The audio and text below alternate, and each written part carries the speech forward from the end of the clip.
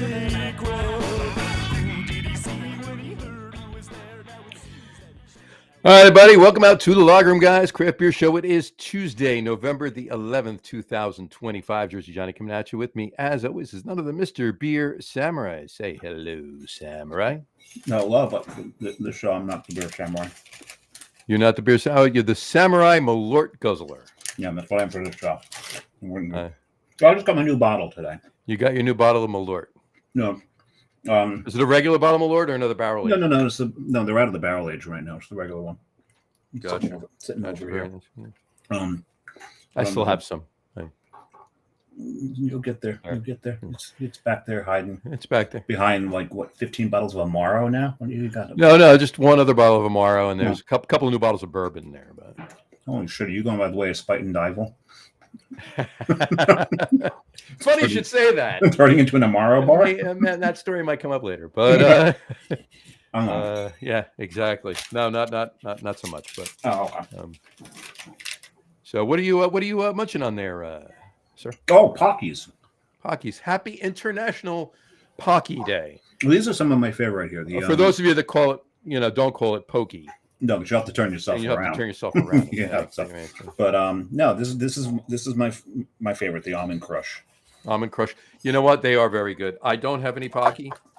John went to the store today, and I told him too late. I told him after he got back from the store. I would have gotten some Pocky, but I am hungry just for a little dessert snack. So having a little chocolate.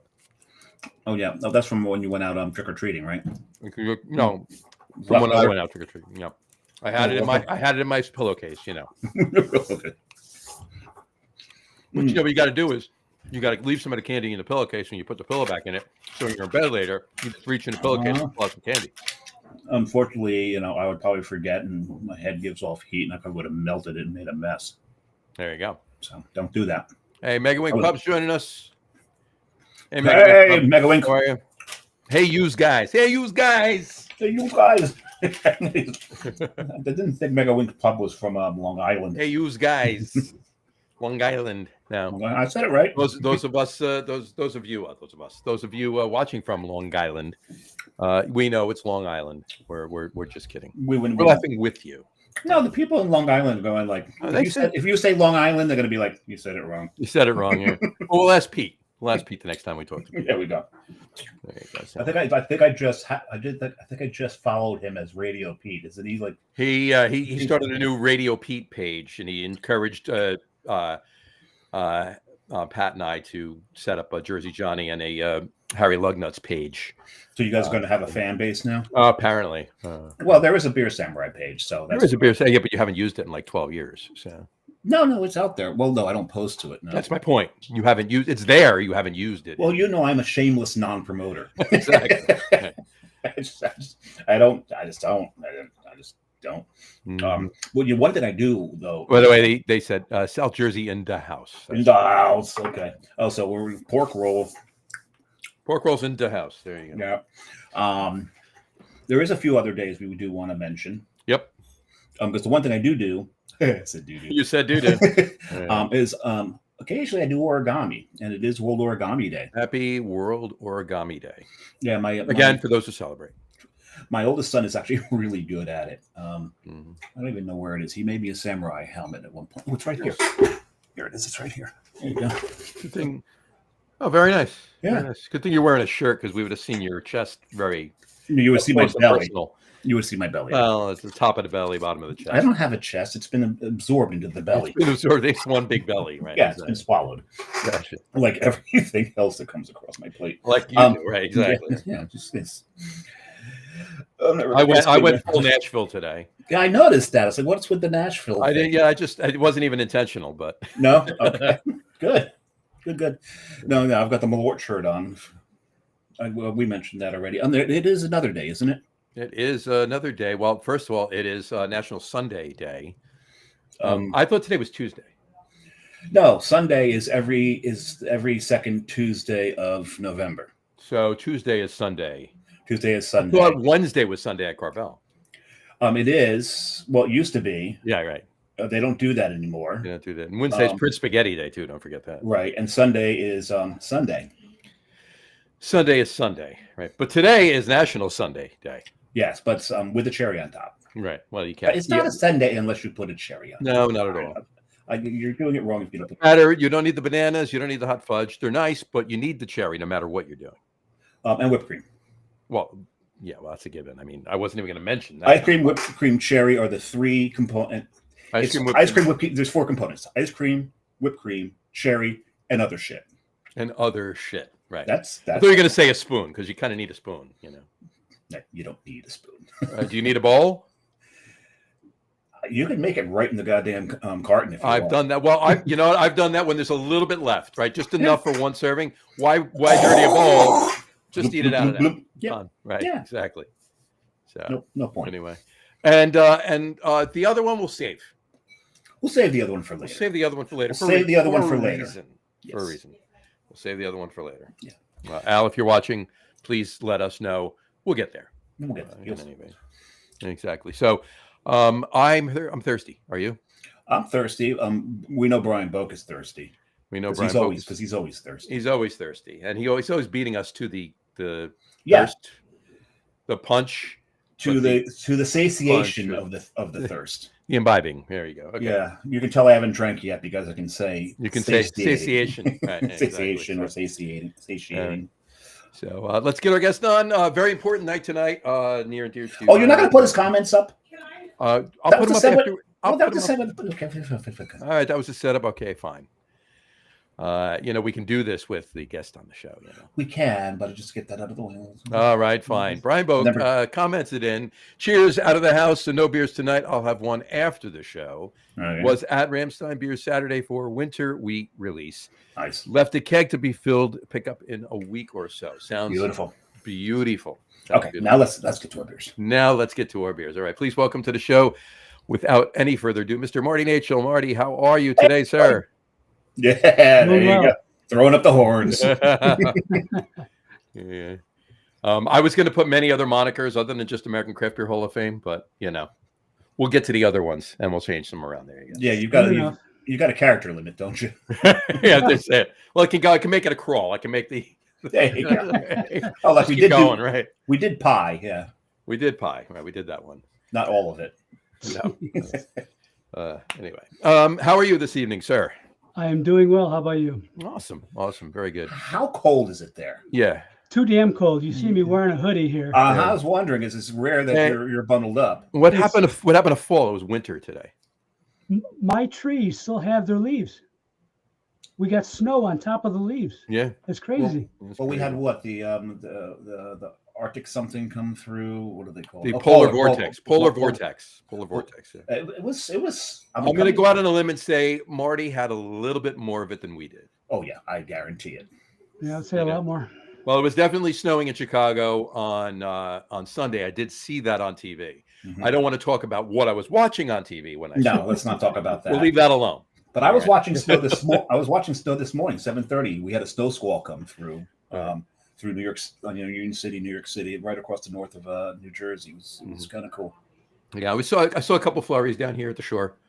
Not many. Some I did, but so there was snow, very small amount. But anyway, all right. I'm thirsty, and we should get to this. Marty, what are you drinking? You are drinking that. Very nice. Very nice. Beautiful. I'm on antibiotics, so I can't. All right. Been there, done that. We'll drink. We'll drink for you. We'll drink. I'm sure we'll you make will. Up the difference. There you go. I need a smaller glass. So while John's grabbing his, I decided to go with the class here. Nice. The Guinness for an extra stout. We went and got a 4-pack because we've been watching House of Guinness. Interesting show. Historically, probably not even close to accurate anything, but they try to put a few things in there every now and then. But I was thinking, I'm eating chocolate Takis. What the hell am I going to be able to drink after that? I'm like, for an extra stout, I think that'll wash out the chocolate real well, if not enhance it. It'll wash out the chocolate really well. Yeah. Sláinte. I'm switching a couple of the beers I told you I was having. So you lied to me today? Good no, I didn't lie to you. I'm swapping out because we're doing the show with Rod on Thursday. So one of them I'm going to have on that show for a reason. You'll hear on Thursday. Oh God, I got to drink more beer this week. They do. God damn you! But I'm having this one because I wanted to bring it up. I wanted to discuss it a little bit because I did have this one on an earlier show when Brandon was on. I know you did. Sam Adams. I Yeah, want to bring it up again because this was rather good. Was it? Yeah, it was. So I'll bring it up. Let me take the obligatory picture. There we go. You didn't take the picture on the last show. I did, but this is You just do another it for one. every- Well, you yeah, you do for every show. exactly. So this is I'm drinking a. It was only in the fall variety pack from Sam Adams. This is the Harvest Hellas. Marty, did you have one of these this year? Have not. Haven't even seen it This until is just actually really, really, really good. now. Glad to hear that. Yeah. So there it is, nice, clean, beautiful. Mine's not as clear as yours. Mine's pretty clear. Oh, very clear. Yeah, this was pretty spot on for what it is. Like, I mean, you expect it, It's from Sam Adams, and I know there's polarizing views on Sam Adams. But when they put their mind to something, they bring it out. they can still bring it. Yeah, got a couple of Sam Adams stories, but we'll save them for later. Later-ish.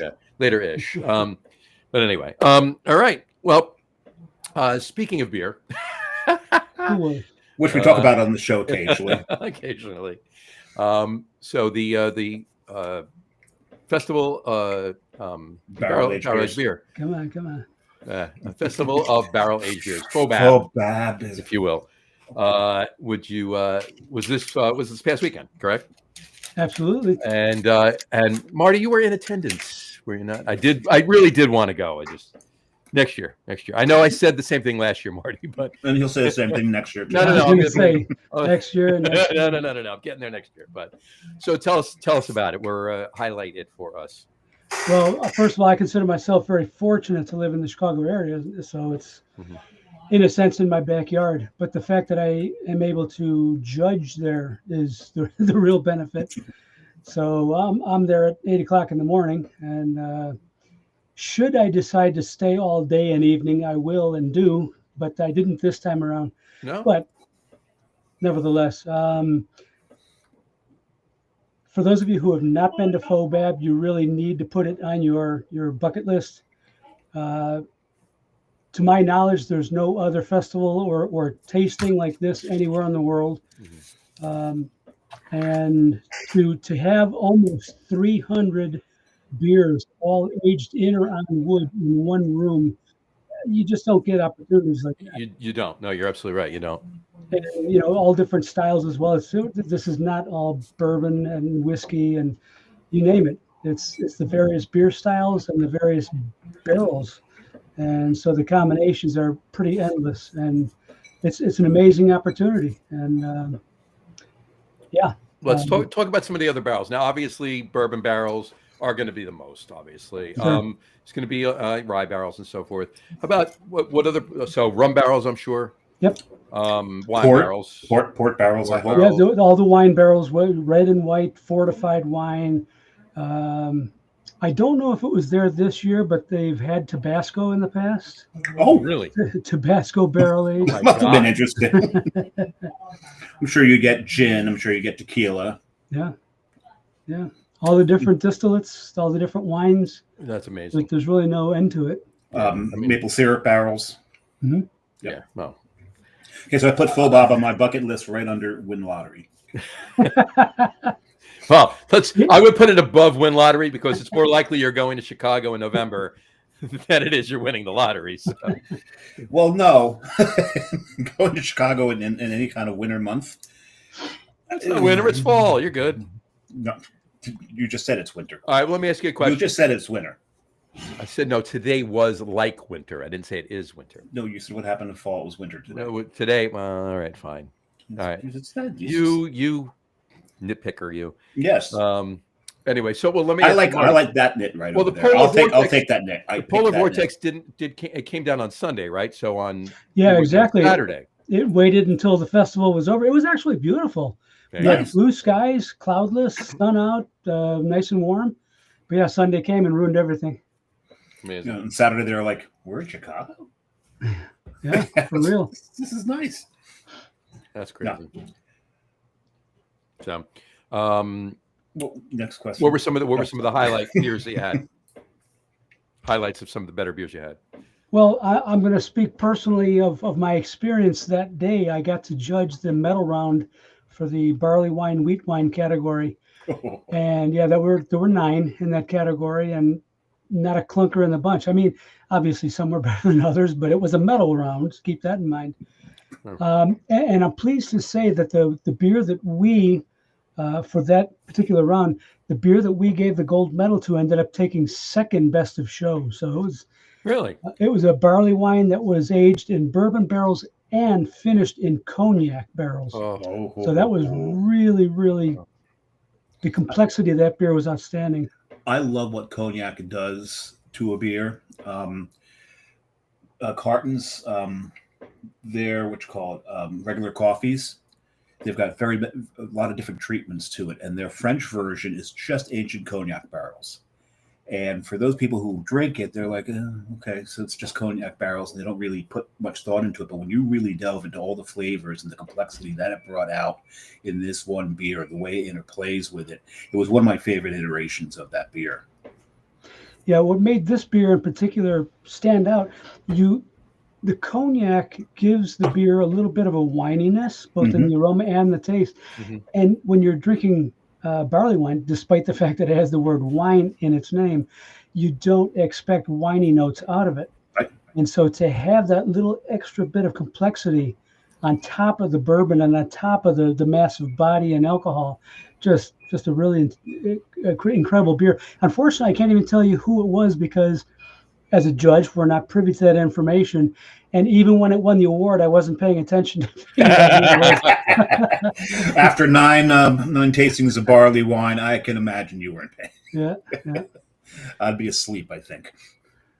Yeah, we have the technology. I'm gonna search it really quick. Yeah, sure, it's out there. John's gonna look that up. Let me ask. I on that note though, you mentioned barley wines, obviously wine on there. We were talking a couple shows back. We were talking about wheat wines. Were there many or any wheat wines out there? Strange thing. Like I said, we were doing the barley wine / wheat wine medal category. They didn't specify on the different. We're drinking out of little plastic cups with tags on them, with a very minimal information. They did not differentiate. They didn't tell us this is a barley wine, this is a wheat wine. No idea. Really? That's highly unusual. That information is usually shared with the judges. In this instance, it was not. So hard to say. I wonder if that was intentional. I don't know. I personally, I think the judges should know that, but it was kept from us. Gotcha. Intentional or not, I don't know. I have the runner-up of best of show right here. The winner was Duck Duck Goose from Lost Abbey. Right. Tommy Arthur. The runner-up was Double Oaked Cognac Grow Old with You from Verboten Brewing and Barrel Project in Colorado. Nice. So that was. Now we know. Now we know. Now we know. Well, tip of my cap to those guys. Absolutely. Great job. We'll tip our caps too, and Yes. and hopefully one day find some of it. Yeah, I'll have to reach out to Harry Lugnuts from the Sports Podcast. There we go. And if you He's do, in Denver, and if you do, get 2. No. 3. oh, you have 2 for you, 1 for me. Marty only tasted it. Oh, well, then 4, because you know that Potensi is going to ask you. That's true. Yeah, That's you true. got Well, if I can get, there you go. Well, I'll work on it. I'll let him know. I'll let him know to look for it. So he might have to actually go to Verboten Brewing, and they may not even have it. But It's very possible. So anyway, so we were talking about that. That's just you don't. It's a style you don't see, and it is again, it's a polarizing style. Some people love it, some people hate it. But if it's done right, I didn't like. yeah, done right, especially barrel aged, I really do find them delicious. I really do. But I mean, that goes with any beer, right? I mean, if a beer's done right, it's delicious, right? So, well, no, that's not. No. If you like that style, if a beer's like done style, right, yes, it's yes. delicious. That's my point. Yeah. Anyway, good. Any other interesting things pop up while you were there, judging wise, or just at the festival? You guys know Pete Slossberg, right? Sure. From Pete's Wicked Ale. Mhm. He was there judging, but he was also there in a sense promoting a beer that he had done with Firestone Walker. Really? Yeah, it was some kind of special one-off beer that they did. Wait. Firestone Walker did a special one-off beer? No, come on, that never happens. They do them often. I don't know if this was something that they did specifically for Fobab or not. I doubt it, but Mhm. I didn't get to talk specifically to Pete about it. But they were debuting it, or I'm probably wrong in saying that, but they debuted it in Chicago, at least at Fobab, and I didn't taste it, but the reviews were extremely good, as you would imagine. You just made me immensely miss Pete's Winter Wicked. Yeah. Wicked Winter. Wicked Winter, yeah. Oh, I loved that beer. Yeah, That those were some. Yeah, I mean, hey, early One of the- days, right? Early Yep. days. one of the OG American winter warmers. Mm-hmm. Yes, it was. So, yeah, those OG beers again.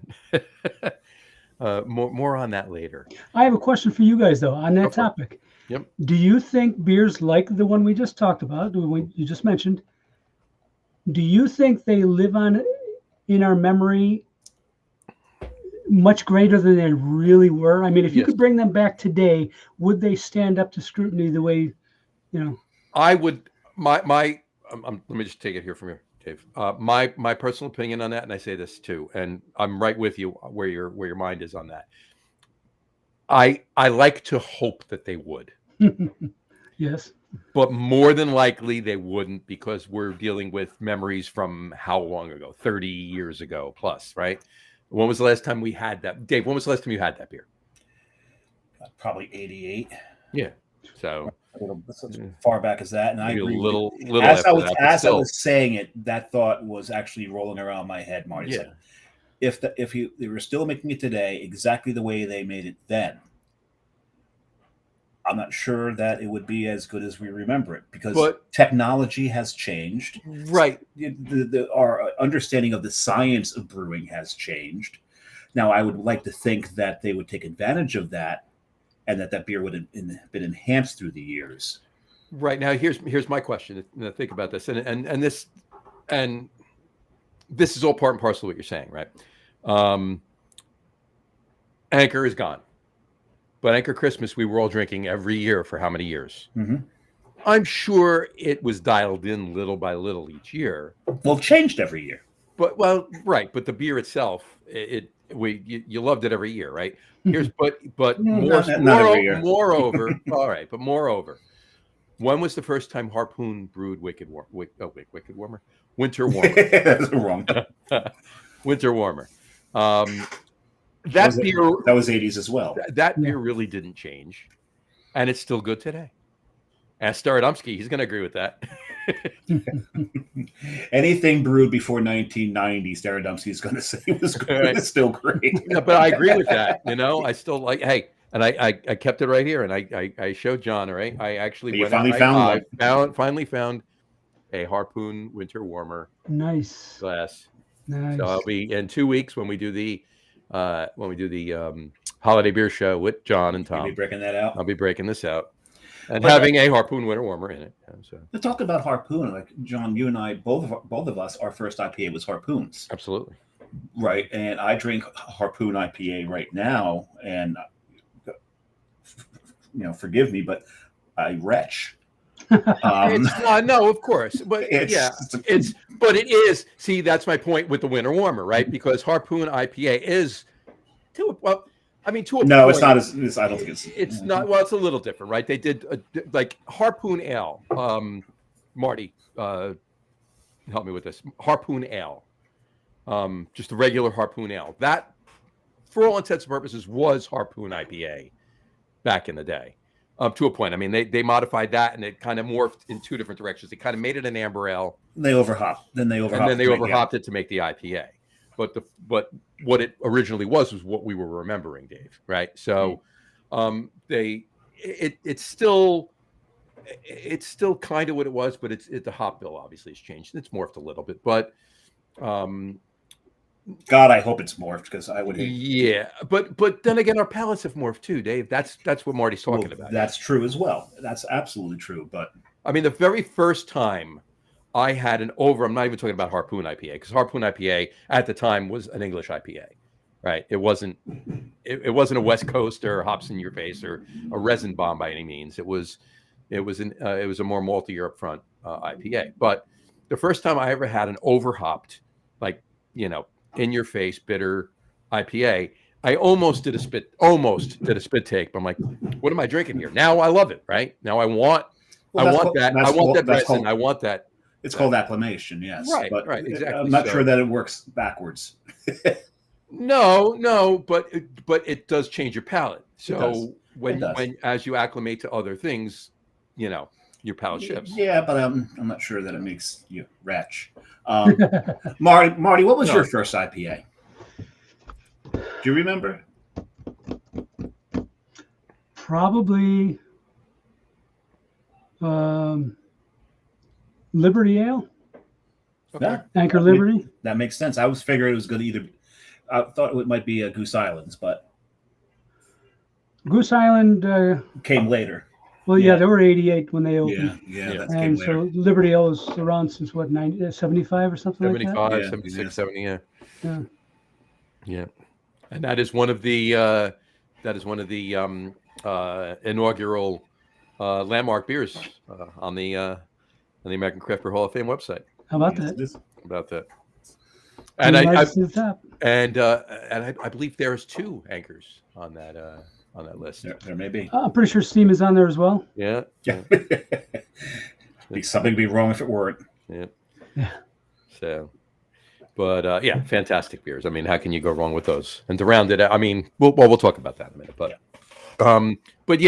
Marty, what are your thoughts on that? You asked us the question. How do you feel about that? About how would those beers still hold up today? Speaking for myself, no. I think I would be disappointed if I could somehow go back in time or bring the beers to today. No, I think my memory of them is greater than the beers actually were. Yeah. Because beer has gotten so good, like what Dave was saying about the processes, the techniques, the ingredients, everything has improved over the last 30, 40 years. Mm-hmm. I'd like to think that the beers that we're making back then were not quite up to snuff the way they are today. Agreed. Agreed. Like I said, I hope that they would taste. Yes. I hope that they would, remind my palate, my memory, my palate's memory correctly. But even partially would be acceptable. That would be fine. But your palate just yelled at you. I just don't want it. I wouldn't want to have them for that reason, though. I wouldn't want to have them to disappoint my palate's memory and then ruin the memory. But your palate's yelling at you, going, "Don't blame me. It's your emotions getting in the way." Yeah, exactly. That's all it is. No, you're right. Your palate does its job. That's just straight up chemical reactions. Mm-hmm. Right? And I'm also convinced that what I tasted back then and said this is a good beer, I believe that I was correct then. At the time, yes. Yeah. Because it's in its relation to everything else. Yep. Available. So cool. All right. We got a couple comments here. Let me show these up really quick. We got a lot of comments here. Oh my God, I missed a lot. Brian Boak said, I has snow, but no acute. I has snow. He can also has a cheeseburger. I'm going to assume he meant I had snow, but no accumulation today. Vanessa Kitty, hi Vanessa, thanks for tuning in. She said Connecticut representing. Connecticut. Vanessa, tune into Raj show on Thursday. On Thursday, see us again. There you go. Yeah, there's got to be a couple idiots on that show. Brian said, "Leaving me out again." He's talking about Fobab. Fobab, yeah. That's when that came out, when we were talking about the winners. Exactly. Megawing Pub said, "Guys like us, we had it made." After you said those are the Those days. were the days, right? Yeah. You've just aged you've slightly aged I was gonna yourself. And say. we've got an idea now where where you land. Okay. Or Sierra Nevada celebration. What are they celebrating? Isomerization and crystal malt. So, okay. Yeah. Okay. All right. That's fine. It's something to celebrate, I guess. Something to If celebrate. if that's the result. If that's the result, and that's fine with me. And I got something on that in a minute. But Dave, you know how I feel about celebration. I like it a little bit. He would marry it if he could. Yes, I would. And Jess would be okay with it. And she probably would be. She'll fine, get out of here. Still Spit Monster IPAs. Yeah, Brian is not necessarily a resin head. Yeah, no, he's not. Same for me, Liberty L 1996. All right, there you go. Right, and that age even further. We're dialing it in. We're dialing it in. We're dialing it in just a little bit. All these hints. All right, what are you drinking? I see you pouring. I'm pouring my second too. What do you? Well, I filled my I filled my burial glass. I like this one. It's got the skull with the tongue. With this is from the Vale. Nice. This is really to make John kind of jealous because this is their version of Sleeping Forever, aged in maple barrels. Yeah, maple bourbon barrels. Maple bourbon barrels. Yeah, that's. This one's a good one. John, you've had this, I'm sure. I have had that. It's fantastic. Oh man, the smell of this. This is one of those. Marty, you've had this. I don't know if we've talked about this with you, but you ever have one of those beers where you take your first of it and you're afraid to take your first whiff of it and you're afraid to take that first sip because it's not going to match the nose? Oh, yeah. Yep. I feel. Go ahead, Marty. I'm sorry. I was just going to say there are times when I will just linger over a beer, just smelling it for the first couple of minutes before I actually dive in. I did that with Rochefort 10. Mm-hmm. Rochefort 10 took me at least 10 minutes to take my first sip. There are beers out there, Marty, and I say this all the time. When I have a beer like that, I don't want to drink it because if I do, the smell will go away. He says it all the time. He says it in the middle of football games. He says it at weddings. He says it all. I said it in the middle of both of my speeches at both of my daughter's weddings. Yeah, he did. It's really annoying. But hey, it's what he does. This is his thing. It's what he's known for. I'm known for it. There you go. So my second beer is in honor of Marty. Well, not in honor of Marty. In honor of Marty's locale. That's why I'm wearing this is because. That too. It is from Off Color. Beer for Power Plays. I love their labels. Yeah. There you go. I've not had that one. Yeah, it's a Baltic porter. Nice. 7.5% Baltic. Baltic style strong dark lager, 7.5% alcohol by volume, malts, pills, Munich, extra special, and dark roasted. Hops, nugget, and Saaz. Secret ingredients: ice cold lagering. That's not a secret. Exactly. They've been doing that for German's been doing that for a while. That's where the word comes from. But yeah, that's a pretty beer right there. So smells fantastic. Look at this cocoa, the cocoa foam on that. That is beautiful. Oh my God, this is good. I've had this before too, so I don't need to I took the obligatory picture, but I don't need it because I don't need to check it in again. There you go. I'm curious, where do you guys source your beers?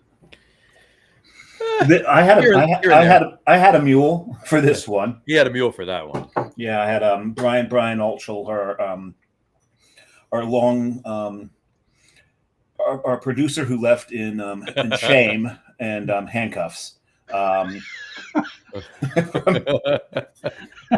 And actually, the handcuffs were willing. Sherry, no, he put them on himself. Yeah, he did. And they were fur lined. Right. Yeah. It's a whole other story. Yeah, we're not going to get into that. But no, he was down in Richmond, and he mistakenly, to his chagrin, sent the list of available bottles because they had just released a whole bunch of these. And to the beer group that we're in, we call ourselves the dipshits. It was the Dippa gang. It's the Dippa gang, the DIPA, double IPA gang, and I think I dubbed them. Dave has dubbed it the dipshit. The Dippa gang, the Dippa shits. And he blasted that out to us, and we're like, "Oh, can you get me this? Can you get this?" So he turned in, and he was magnanimous. No, he was fine with it. He's the one. He realized, all right, well, I put it out there. I got to. Yeah, I got. We all Venmo'd him money, and it took me so long to get it that I had it nice and aged by the time I picked it up. Well, yeah, because it was last year, and we all got our bottles this past March when we went to a bottle share at his house. Yeah. So. No, I wasn't at that bottle share. I got mine. You were at that bottle share. That one? Yeah, you were. Was I? Must have been a good bottle share. You were there. You were there. Must have been really good. It's a good bottle share. You know it's a good bottle share when you don't remember it. So that's wow. You think no, it must not have been good. No, it was good. You don't remember it. If it wasn't good, you'd remember it. So there you go. Oh yeah, there was that one color. Off color. No, off color is available in Jersey. Oh, it is. Okay. Yeah. Okay. Yeah, it's available in Jersey. It's distributed through. Where's it distributed through? Is 12%. 12% distributing. Brewing, actually, they do a lot. They're in. They start in New York. They have a brewery in North Haven, Connecticut. A lot of their brands, they're breweries that DBA. They're brewing to 12%, and they actually brew the beer. They have larger batches or whatever, and they distribute it throughout Connecticut, New York, and New Jersey. And we've known a couple people in Jersey that actually had breweries in Jersey, started brewing with them, and then closed their breweries in Jersey, and not for any other reason, but had to. But they're just working with them, and then we know breweries in Jersey that actually started with them, and now they have tap rooms and production facilities. So, but they do a good job. But this is one of the brands that they distribute off color. They bring it in. They have off color. They have Westbrook. They have a lot of breweries they don't just do DBA work. They do just plain distribution, straight distribution work with some breweries around the country. And they have some imports too. They import some stuff from Belgium, some lambics. Do tell. So they do. So nice. Anyway, no, do tell. Goose of Tilquin. Tilquin. Okay. Yeah, Tilquin. Yeah. They have all that line and a few others, but yeah, they do a decent job. They do a bang up job. But yes, so to your point, off color is available in New Jersey. So there you go. So I was able to get it locally. Very nice. Very locally for me. I'm gonna take that. I'll be taking this one. That's coming home with me. So anyway, so how I'm sure there's a lot more off color available in Chicago than there is in New Jersey, since the breweries in Chicago. Quite a few. It's beer for this and beer for that, and they make them seasonally and whatnot. So yeah, they're all over the place. John has done very well with that, with the brewery. Mm-hmm. This is very good. This is spot on. This is a really good Baltic Porter. So if you haven't had it, I would say I haven't had that one yet. So yeah, I gotta watch for it. Beer for power plays. I don't see what's funny is I don't see any Blackhawks. No, but you got two mice in hockey gear beating each other up. Yeah, you do. Yeah, right? Yeah. So yeah, on skates. So there you go. That's great though. But that's good though, right? Because that's market. I mean, rule of thumb would say, hey, we're a Chicago brewery, let's put Blackhawks on there. But if they're distributing outside of Chicago, maybe we don't brand it to Chicago. Yeah. I don't know how I feel about Are you pondering that? I am pondering that. I mean, granted, that's marketing. I'm right there. I'm not right there with them. Yes, well, because I'm questioning myself if it maybe because it's the Blackhawks. I'm like, okay, cool, but then I'm thinking, yeah, but are you being rude about this? Is if it was a team that you didn't like? All right. Well, that's my point. You don't necessarily, as a Rangers fan, you don't necessarily dislike the Blackhawks. However, you like the Blackhawks, right? So, but if it were a Philly brewery that branded things in Flyers colors, that's sitting around the fucking shelf. That's right. I'm not touching that. Case in point. Like I don't care how good that beer is. I'm not drinking it out of that can. Right. Remarket it. I'll drink it. Well, that's what I was questioning myself on. I'm like, Right, I'm right. being hypocritical here. Look, I mean, if it's a hyper local beer, you're only brewing a small batch of it. You know, it's not making it out of the city. Yeah, have at it. Yeah. Branded. And if you only branded to the have city. one hockey team, yeah, doing that in this area is still this- well, dangerous yeah. because you've got 4 teams in the area that all hate each other. Right, right. Yeah, I mean, yeah, you include Philly. Yeah, there's 4 hockey teams within Yeah, 60-mile radius. So within that, I can get all of them on local TV mhm. with my little antenna in the next room. Insane. 30 Insane. bucks at Home Depot, man. This is the best money I ever spent. I still and I'm going to tell this story really quick because we're talking about hockey really quick, but it's related to beer and it's a couple things I'm going to bring up later, and something I was sharing with Marty earlier. But my cousin Adam from the Spite and Dival article Hall of Fame, Spite and Dival article fame. Whatchamacallit, he calls me up one night and one afternoon says, "Hey, you want to go to the Islanders game tonight?" Now I'm a Rangers fan, but you want to go to the Islanders game tonight at the Barclays Center? They're playing the Wild. I had nothing to do. I'm like, all right, yeah, Jess was working. I'm like, yeah, let's go. That's fine. We'll stop. We'll go to Spite and Dival. We'll hit a couple of places. We'll get a bite to eat and we'll go to the game. What he didn't know was that my buddy Al was the head ice tech for the Islanders. By the way, quick aside, he has now been relocated. He now lives outside of Washington, and he's the head ice tech for the Capitals. Okay, that Washington. Okay, That Washington. Yeah. I was thinking Kraken, but No, not the Kraken. No. So anyway, but he didn't. I didn't tell him this, right? So we go to the game. We do our bopping around. Went to Spite and Dival, hit a couple of the bars, had something to eat, and then we went to the game. We're sitting there in the middle of the first period. I had a thought, so I look at him. We're having a beer. you had a thought. Congratulations! It hurt, but I had a. He's up to 3 now. There you go. So, so I say to Adam, I was like, I'll bet you the next beer that I can get the Zamboni driver to wave to me at in between the intermission between first period and second period. He goes, "Yeah, you're on. You're never going to be able to do that." I mean, we weren't in the front of the ice. We're in the lower tier, like lower deck, about halfway up, center ice-ish, right? So he says, "You're on." So now he doesn't see it. I pull up my phone and I text Al, and I tell him where I am. I tell him what I did. I tell him what I said. Right? He says, "All right." No, he goes, "No problem." Right? So period ends. Out comes the ice crew and everything else. Here comes Al on the Zamboni, right? He goes up the other side of the ice. They move the net. He comes down center ice. I stand up as he's turning. I stand up and I start to wave. He stops the Zamboni center ice, points at me, and goes like this. And Adam's like, "How the hell did you do that?" It's a shame that you couldn't have gotten a better beer out of it, but you still got a beer out of it. You got a beer out of it. I told Adam. He says, "Oh, that was awesome." He says, "I'm still buying you beer." That was great. You still learn a beer. So, yeah, that was fantastic. But yeah, that was a funny story.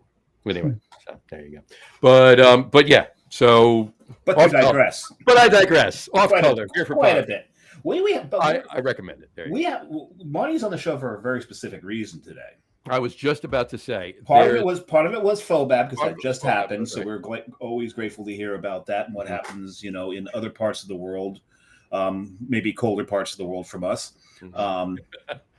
But we're gonna we'll let Marty take it from here. Please take the floor and let everybody know. Now, in the posts, we put this up on 50 beer groups around. It's up to 50 now. It's up to 50 now. Yeah. Nice. Sweet. So, yeah. So please let everyone know, and we'll put the announcement and we'll share your posts and everything else, but afterwards as well. But please let everyone know what we're doing. What has A drum roll or something? Oh, hold on. No, you got it. I know you do. I've got. Where is it? I use it. There it is. It's right here. This takes a little while to load, which is a shame. Go for it. I'm sure I've got it on here. Hold on, because this is something big. This is something big, and Marty had reached out to us, and now there's an advertisement. God damn. I got a feeling we're overselling this a little. Not at all, please. Not at all. Okay, Not to live up to the hype. let's see, where is? God, if I can get through all the damn ads. Oh, just do it. I'll interrupt with the drum roll. How about that? No, go ahead. Go for it. Yeah. So go ahead, Marty. I'll find it eventually. All right. Oh, hold on. I do have it. It's right here. After all of that, you finally did it. There we go. We really need a better. Ooh. We really need a better drop. Ooh, a little flourish there too. Very cool. Yeah, or plan better. This is just bad planning right there. Well, I didn't think of it, but yeah, you're not wrong. Yeah. Okay, now, drum roll. So now you go. All right. So I'm going to assume we're talking about the book. Absolutely. Oh, we're talking about your trip. Why you're No, about the book. About the book, yes. Yeah.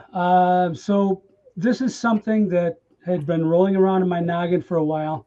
It actually preceded the thought of doing this. Actually preceded the thought of starting the American Craft Beer Hall of Fame, and I kind of shelved this idea in favor of the hall.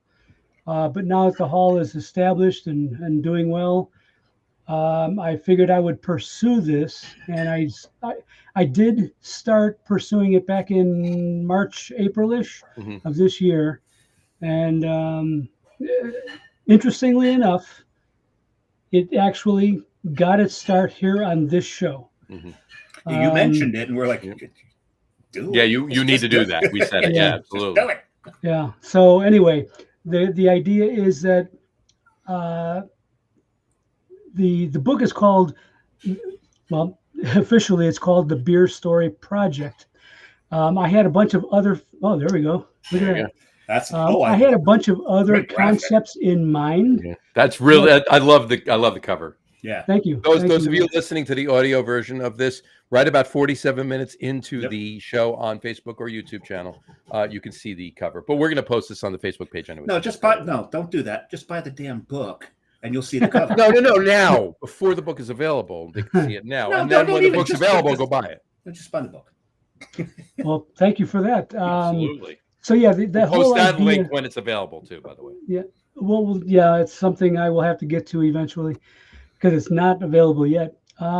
Anyway, the concept is that I collected stories from over 100 people throughout across the spectrum of American craft beer, and I got a very good response. I'm very pleased with a lot of the stories I received. Some of the stories were this big. Some of the stories were I actually had to edit. There was one guy submitted 12 pages. John, one story. No, one story. One story. Oh, well, it was like a rambling. It was like a chronicle. Oh. Anyway, I had to edit it down to about half of that amount. But I did have a lot of people who spent time and effort piecing these old stories and memories together and submitting them, and I'm grateful to them for that. So, like I said, though, some of the stories are very long and detailed. Some of them are very short and, just they're good for a laugh. But it kind of runs the spectrum. It's a little bit nostalgia. It's a little bit education. But for me, it's mostly about capturing these stories and kind of, putting them together in one tome and making it available to people, because I know people are interested. I was certainly interested. That's what got me wanting to do this. So I'm sure that there are others like me who want to read these stories. And by the way, that was kind of my plan, was to get these stories, even if they never made it into a book, at least I got to read them. Which well, we did too, because every time you put the call out, and the way that Marty did this, you go on Facebook, he throw a question up there, and those answers turned into some of these stories that he gathered. Sure. And just reading through some of the answers on those call outs was fascinating. Some were hilarious, some were bittersweet. Mm-hmm. And just like you said, ran the gamut of emotions with these stories. Yep. Right. And that's what you'll find when you read the book. I mean, you can tell when the person wrote these stories that there was emotion in those stories. Sure. And like you said, they run the gamut of emotions, and it's pretty cool. And I do have some personal favorites among them, and way too detailed to get into now, but the way some of the people wrote about Michael Jackson, there's an entire section of the book devoted just to Michael Jackson, and to read how some people wrote about him so reverently, it's pretty phenomenal. It's pretty I cool. never had the honor, unfortunately. I didn't either, but I came close a couple of times. I literally Close only counts in horseshoes, hand and grenades, and nuclear war. I was going to say something else, but we'll leave that alone. and a junior in high school sex life, but You know, it's funny. I didn't say it, but I was thinking it. My first sexual experience was terrifying. I was all alone. Oh. It was last week. Where's the drum shot on this? Yeah, rim shot. It's on Rim here. shot takes on a whole new meaning. Oh, there's one. Oh, that's the open right There you there. go. You got one right there. There it is.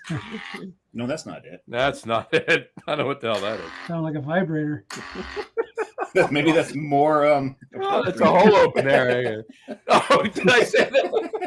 Oh, Jesus. This is really degenerated. Unintentionally. Oh, my. Actually, I think this is now appropriate. Yeah, there we go. Yeah, that's it. That's it. Anyway. Painful. Oh, very painful. But you know what, though, Marty? Here's my thing. Anybody that knows me, and you may know me well enough now, Dave certainly does, when I say I'm a huge, when I say history buff, I'm not talking about like, the American Revolution. Not that I don't love all of that history and everything else. That'd be more me. But I mean, just pop culture history. Obviously, it includes sports history, beer history, anything like that. And anything, I'll wax nostalgic about Giants games from the 70s, right? I'll wax nostalgic every day of the week about beer, and I will. And it's all stories. I mean, I could have given you things that would have just been a book about my stories, right? So, and Dave could have done the same, and you yourself, Marty, you could have written the book without anybody's help, right? Yeah. You could have been. It could have been all your stories, right? I think that's actually, I doubt that. I think that's the way we actually said it on the show when it came up. Is like, what about your stories? But I like what you did. The concept is amazing. And like I said, we got to read some of the stories because we saw it get put out there on Facebook. So I'm really interested when it comes out, which ones you actually selected. Absolutely. That's gonna be really cool. Absolutely. Well, I'm pleased to say that there really weren't very many rejections. If people took the time and made the effort to submit these, even in the responses on Facebook and other social media, that was good enough for me. I mean, I had to, maybe edit them a little bit, clean them up, but they made it into the book. So that's awesome. If you guys, I don't know if you had a chance to take a look. I shared the appendix. I went through it. There's a lot of people in there. There's a lot. Yes, a lot. Definitely. Just over 100. I think it was like 101 or 2. And I know a few of them. It's like, oh, I know that guy. Oh, I know that guy. Oh, I know that guy. Oh, I know that guy. That's an asshole. I know that guy. When I said I literally was going to say somebody's name as a joke, but I'm not even going to do it. It would be funny for me and you. That would have been it. Yeah, probably. And it would have only been a joke, but it didn't matter anyway. So anyway. Yeah, don't say it. I'm not. Anyway. So now, when will this book be available? I don't have an exact date yet. What I posted on social media today was that I just basically ordered a proof copy, and that's for those of you not familiar with the publishing industry. A proof copy is one that the writers and editors get so they can run through it and see that everything lines up. Sure. All the pages are correct, the table of contents, margins, all that kind of stuff. So I should be getting my proof copy later on this week. I'll spend a week reading through it, making sure everything looks right, making any necessary adjustments. My intention is to have the book fully edited, formatted, and published the week of Thanksgiving. Nice. Nice. I don't have an exact date, but that's my goal. Now, will there be special autographed editions, Marty? I can't say that because this is through Amazon. I'm Oh, okay. self-publishing with Amazon, So you would have to go that's to really the not Amazon possible. location and sign them and package them yourself. Right. something He would like have that. to- He would have to. Yeah, he would have to be drop shipping it himself. Yeah. We'll, so- Yeah. we'll just have to get Marty on a book signing tour. That's Well, no, that's of course. Yeah, I mean, we're gonna release our cocktail book the same way next year, but Serious. well, Very we'll- cool. working on a cocktail book. We're working on a cocktail book. Next year might be a little optimistic, but I think we can get it done for next year. we could probably get The holidays for next year, around the same time. So we Possibly. got. Well, we've got all. So we're going to have a brand new tiki section yes. added to the book. We actually just started 3 weeks ago. So yeah, Oh no, I've gotten so deep into tiki, it's disgusting. Yeah, I won't even pull it up. But Put it this way: if I get out to Chicago, I'm definitely going to 3 Dots and a Dash. Have to get to that. That's like a legit tiki. bar. Marty's questioning that. Why don't you talk about it? See what it is. No, Not familiar. I'll just let him look it up, but I'm not sure that Marty's into the tiki. I'm not talking about cocktails. Marty. Let anyone else listening know what 3 Dots and a Dash is. Oh, it's a legit tiki bar in Chicago, in downtown Chicago. It's in- If you like tiki drinks, Is it get to in? that one. Is it in River North?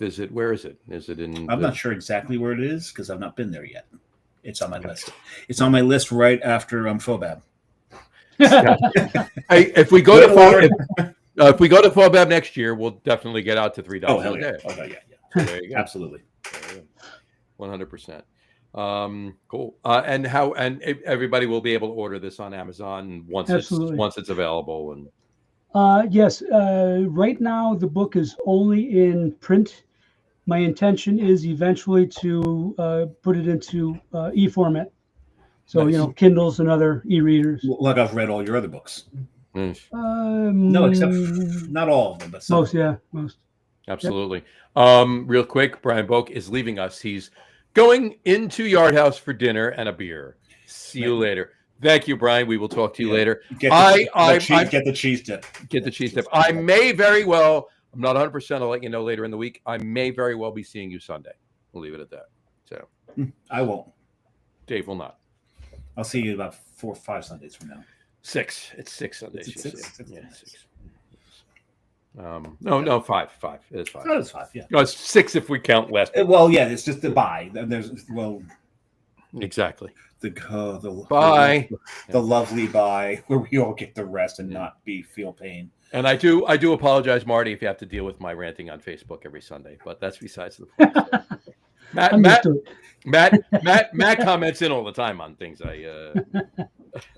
things I say. Matt Simpson comes. We go back and forth, but anyway, Remind me at the end of the show. I've got a question about this week's rants. Anyway, on this week's rants. Well, if I'm at the game, they're going to be lower. No. This past week's rants. Oh, this past week's rants. Yeah. All right. Yeah. We'll talk about that. We'll talk about it after the show. There you go. Fair enough. All right. Any pick one of your favorite stories, and even if it's yours, and we're fine. I actually almost prefer that, but any one of the stories that you want to share, Give us a teaser for a teaser for the book.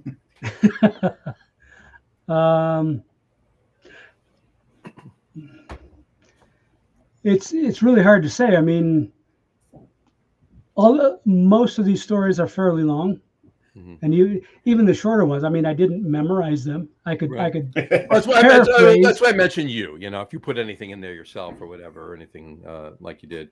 But if you just want to paraphrase one of your, what comes to mind that you recollect the quickest or whatever, that would be something that's stuck in your craw, so to speak. But Your Okay. craw, that's all right. There's or that. Yeah, exactly. Right. There's a section just on GABF where every story in that section is all about the Great American Beer Festival. Okay. So I'll share one of my stories that a friend of mine and myself talk about this occasionally. We bring it up from probably 20 years ago. Sure. my friend Steve and I, we were at GABF, and if you guys have been there, you know that they make last call at 9:30. 9:30. Yeah. And everybody's supposed to start making their way out of the hall. They cut off the taps, no more beer is served, and so on. So Steve and I happened to be standing near this booth for no particular reason, but it just so happens that there was a young, very attractive young girl who was pouring the beer. She didn't work for that brewery. And in fact, most pourers at GABF do not work for a brewery. Volunteers. They are volunteers. Well, this girl was a volunteer. And apparently she had been sampling the beer just about as much as she was pouring for others. So she was. I love it. So let's say she was a little tipsy. Good girl. Well, there were more than a handful of young guys kind of hanging around her booth. First of all, trying to get free beer, which she couldn't Booth. do. You said booth. Okay. Yeah. Which booth? Yeah, TH. Well, it's a table and the kegs are behind her and all that. Anyway, well, never mind. Yeah. So all these young Al guys knows what he's talking about. Yeah. all these young guys were kind of hovering around this attractive, flirty, somewhat inebriated young girl. And my friend and I were kind of watching as things were going on. And, the conversation took kind of a weird turn. And this young girl in front of all these young guys happened to mention that she liked giving blowjobs. Well, she had a line of guys waiting to escort her out of the hall. Hold that thought right there. I want more, but hold that thought. I immediately, when you said that, pictured the scene from Airplane with the guys lined up in the aisle. But they had weapons. They had weapons. They probably did not have weapons. The scene you're thinking of is they wanted to smack the woman that was like going crazy. Yeah, I'm talking about the one that yeah.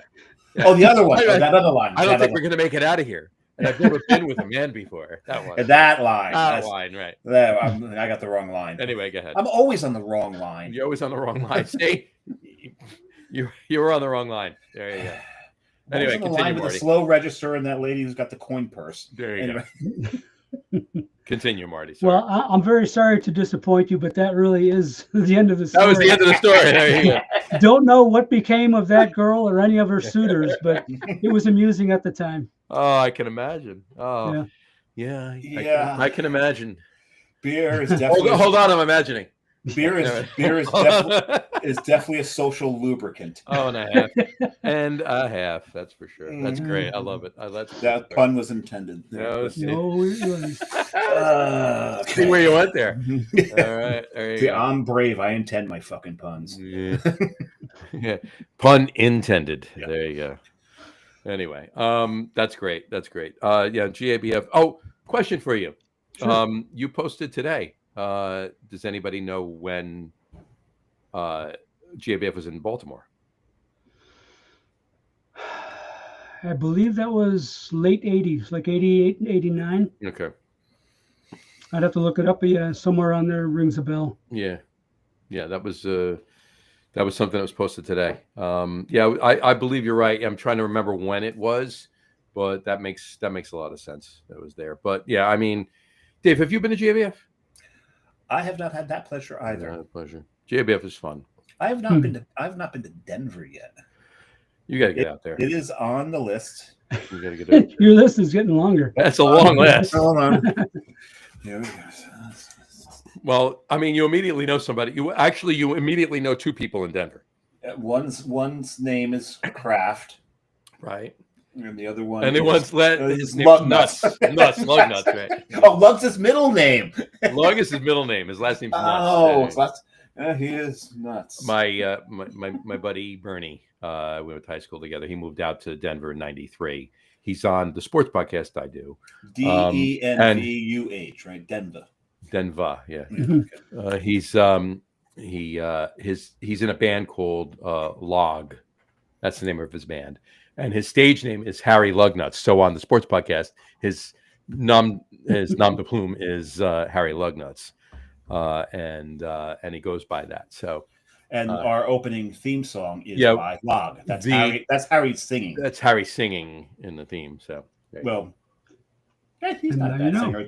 was No, gonna we say could. trying to sing, but no, he can No, sing. no, he can sing. He Harry, can sing. He Harry can can sing. sing. Bernie can sing. He's also the bass player, right? And he's the bass player. Yes, Which he makes is. him immediately cool. Absolutely. Yeah. Why? Because you play bass? No, maybe. You play a little bass? No, actually, it's pretty big. It's play a little bass. There you go. No, I've got a long scale and a short scale, so yeah. There you go. We'll talk more about that when we get to music shortly, actually. But Oh, yeah.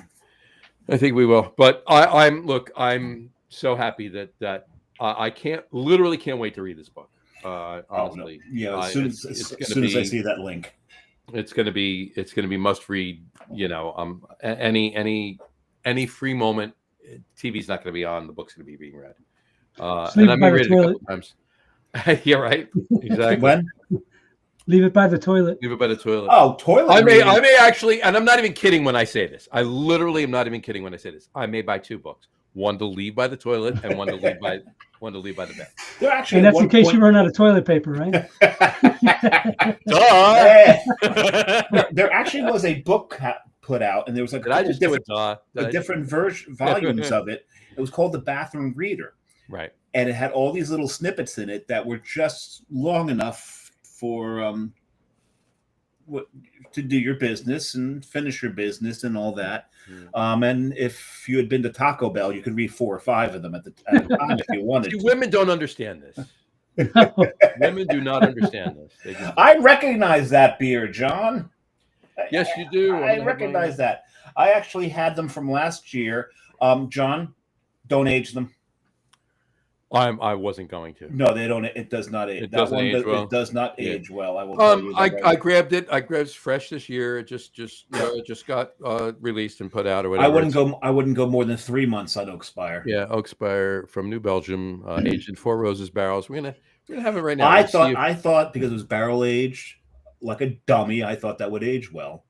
I thought. Well, it's not an overly dark or deep or maltier Right. beer. It's a lighter beer. Like I that's said, like barrel. a dummy. I admit I was a dummy, and I tried to age it, and it didn't age all. It didn't really stand up. So I wouldn't let it last more than 3 months. Well, I only bought a 6-pack, so I'll have one of these now. I only bought a 6-pack too, but I put 3 down, like a dummy. Gotcha. Yeah, I found that the oakiness was not really that intense, considering that it was made by New Belgium. I was expecting more, Absolutely. and I was disappointed when I bought it. I mean, New Belgium Oak Spire.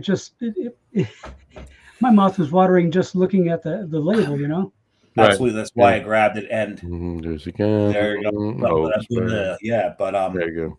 and I gotta say one thing. It did deliver a lot of bourbon flavor. But I wanted, so there was a lot of barrel, but not as much of the oak as it promised in the name. Yeah, I mean, there's a lot of barrel. It's a lighter barrel. It's not really heavy. I'm getting caramel, but I'm not caramel, California. I'm not getting that. But you get a boost. You get a boost flavor out of it. You get booze. It's again light booze. Mhm. It's at 9%. It's very drinkable. Let's put it that way. I will give it that. Yes. Yeah.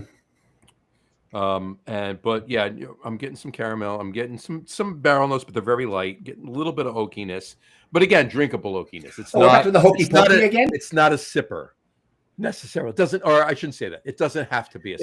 It should have been a sipper. It should have been a To sipper. Marty's point, Marty, right? You were expecting it to be a sipper, weren't you? Yes, I was Yeah, exactly. same. Yeah. Same. Yeah, it's good. It's good, but it's not a sipper. It doesn't need to be a sipper. You can sip it, sure, but you're gonna Don't let it sit. you might as well just. But here's enjoy one it. thing, John. Yeah. I think that beer would go phenomenally with a cigar. You know what? You're not wrong. You're not wrong. I may do that with one of the other ones. Right. I may do that. Let me know how that works out because I don't smoke them I don't anymore. smoke them anymore. I man. wish I could. I don't either. Yeah. Bullshit. I call bullshit. Anybody watching the show sees my humidor every week. So, but in any event, yeah, I may do that. Yeah, I think it'll go well. I think if you get like one of the harsher ones out, one of like a Maduro or that, I think you're going to really pull some nice flavors out of that beer. Yeah, I think I might do that. I think I might have a darker one. I actually have an Oscuro right now. I might. Oh, they make a solve for that. It's a cream. Yeah, it's bothering me a little bit. But hey, That's why you've been fidgeting all well, night. okay. once I have a cigar, I'll be fine. Okay. Someone do you do blow with this- smoke up what- your ass? There you go. What do you do with that cigar, Monica? Monica, there you go. Oh, don't even go there. Yeah, a friend of mine. Oh my God, my friend Dave Kowalski. He back in whenever it was back in the With late his 90s. one eye? No, No, that's no, Mike. That's Mike Kowalski. That's Mike Kowalski. Yeah, come on. No, that's Mike Wazowski. Oh, it's Oski. That's right. Wazowski. Sorry. Anyway, he indulged in Photoshop a little bit, and he made a Cigar Aficionado magazine with a picture of Monica Lewinsky on the cover, and one of the articles was Bill and Monica talk about marinating your fine Cuban cigars. Oh, look righty at that. then. Hey, I didn't say how. If you don't know what I'm talking about, you're not any the wiser. If you do know what I'm talking about, you might chuckle a little bit, but then And it wasn't mine, so he did it, and there you go. So, Yeah. But you brought it up, Dave. So I'm pretty certain that if you Google Monica and cigar, right yeah, away, that's all you need. That's all you need. That's all you need. Anyway. All right. Yeah. No. But again, I digress. We digress. I'm honestly, I'm looking forward to and I wasn't even kidding before. I'll probably buy 2 copies just so I can have them. I do that with books that I definitely want to read. One, I can have multiple copies of it to keep in one place, keep in another, and then when I'm done, I can give one of them to someone else to enjoy that may not have bought it. And not that I don't want them to buy it. That's quite philanthropic of you. Yeah, I do. Flopping. But I still have my other copy. I didn't lose it, right? But and they can pay it forward, they can move that book. I have a feeling that John has loaned out too many books and not gotten them back. That's why he has this habit now. Yeah. I have a lot of books here and over there. But we can't see them and we don't care. You can't see them. You shouldn't care. They're under anywhere you can see, because I'd rather you look at my glassware and my bourbon and your humidor. My humidor, yeah. And my humidor and my other beer over here and some other stuff. But then you don't need to look at books by any means. But in any event, again, I digress. I've got too many books over here, but none of them have to do with beer. There you go. Well, Well, I'm right here, and I'm putting at a file on my desktop. I have about 6 books in here that I'm writing and have been writing for years, and I haven't finished yet. But they're there. These are mostly cookbooks over here, and then you've got the National Geographics. And if you were a Happy Days fan, you know what National Geographic means. New pygmies. Yeah, exactly. Remember who was that? Ralph Mouth. That was Ralph Mouth. Yeah, it was Ralph Mouth. By the way, it's 5 books, and one of them is part of our cocktail book. So this is the cocktail book. That's your we got to combine them. So that's your notes. I have mine right there. I haven't written them down by hand. I have them electronic, so I can send them to you. And then you can write them by hand. And I can write them in here. These are all written by hand. There's some alcohol stains on this book. Well, you do realize that you're going to have to transcribe them electronically if we're going to make this happen. Yeah, I actually have a framework already laid out that I keep threatening to share with you and keep not doing it. And you don't, right?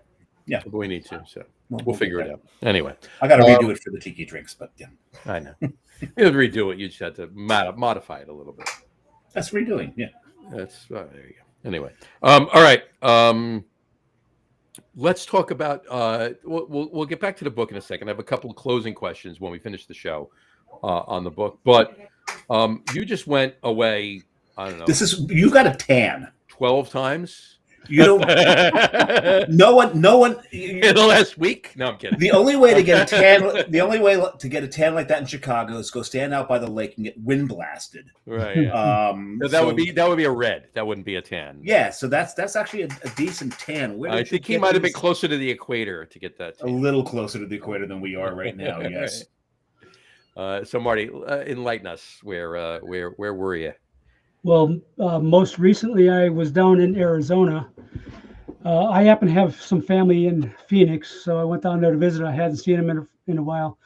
But it was still 103 degrees. It was still pretty warm. I mean, it wasn't, obviously not that bad, but plenty warm. Shorts weather. But I also have a friend up in Prescott, and my wife has a friend, a former neighbor actually, in Las Vegas. So we just did a little bit of meandering throughout northern Arizona and into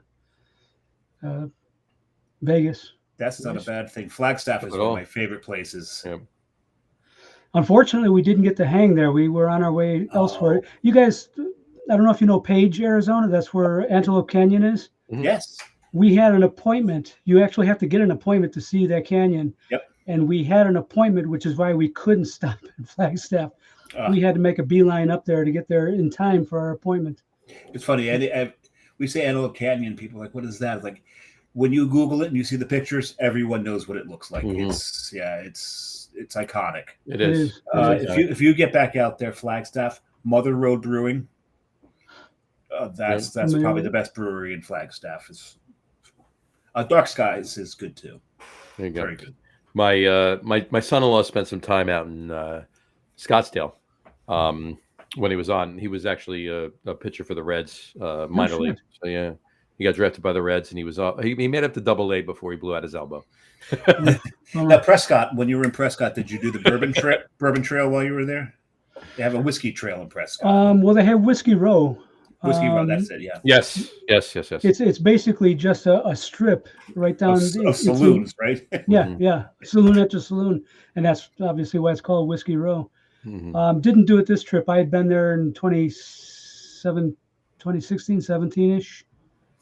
And another thing up in that area is Cottonwood, which is there's the main street of Cottonwood is all just they're just all wineries. It's all winery tasting rooms.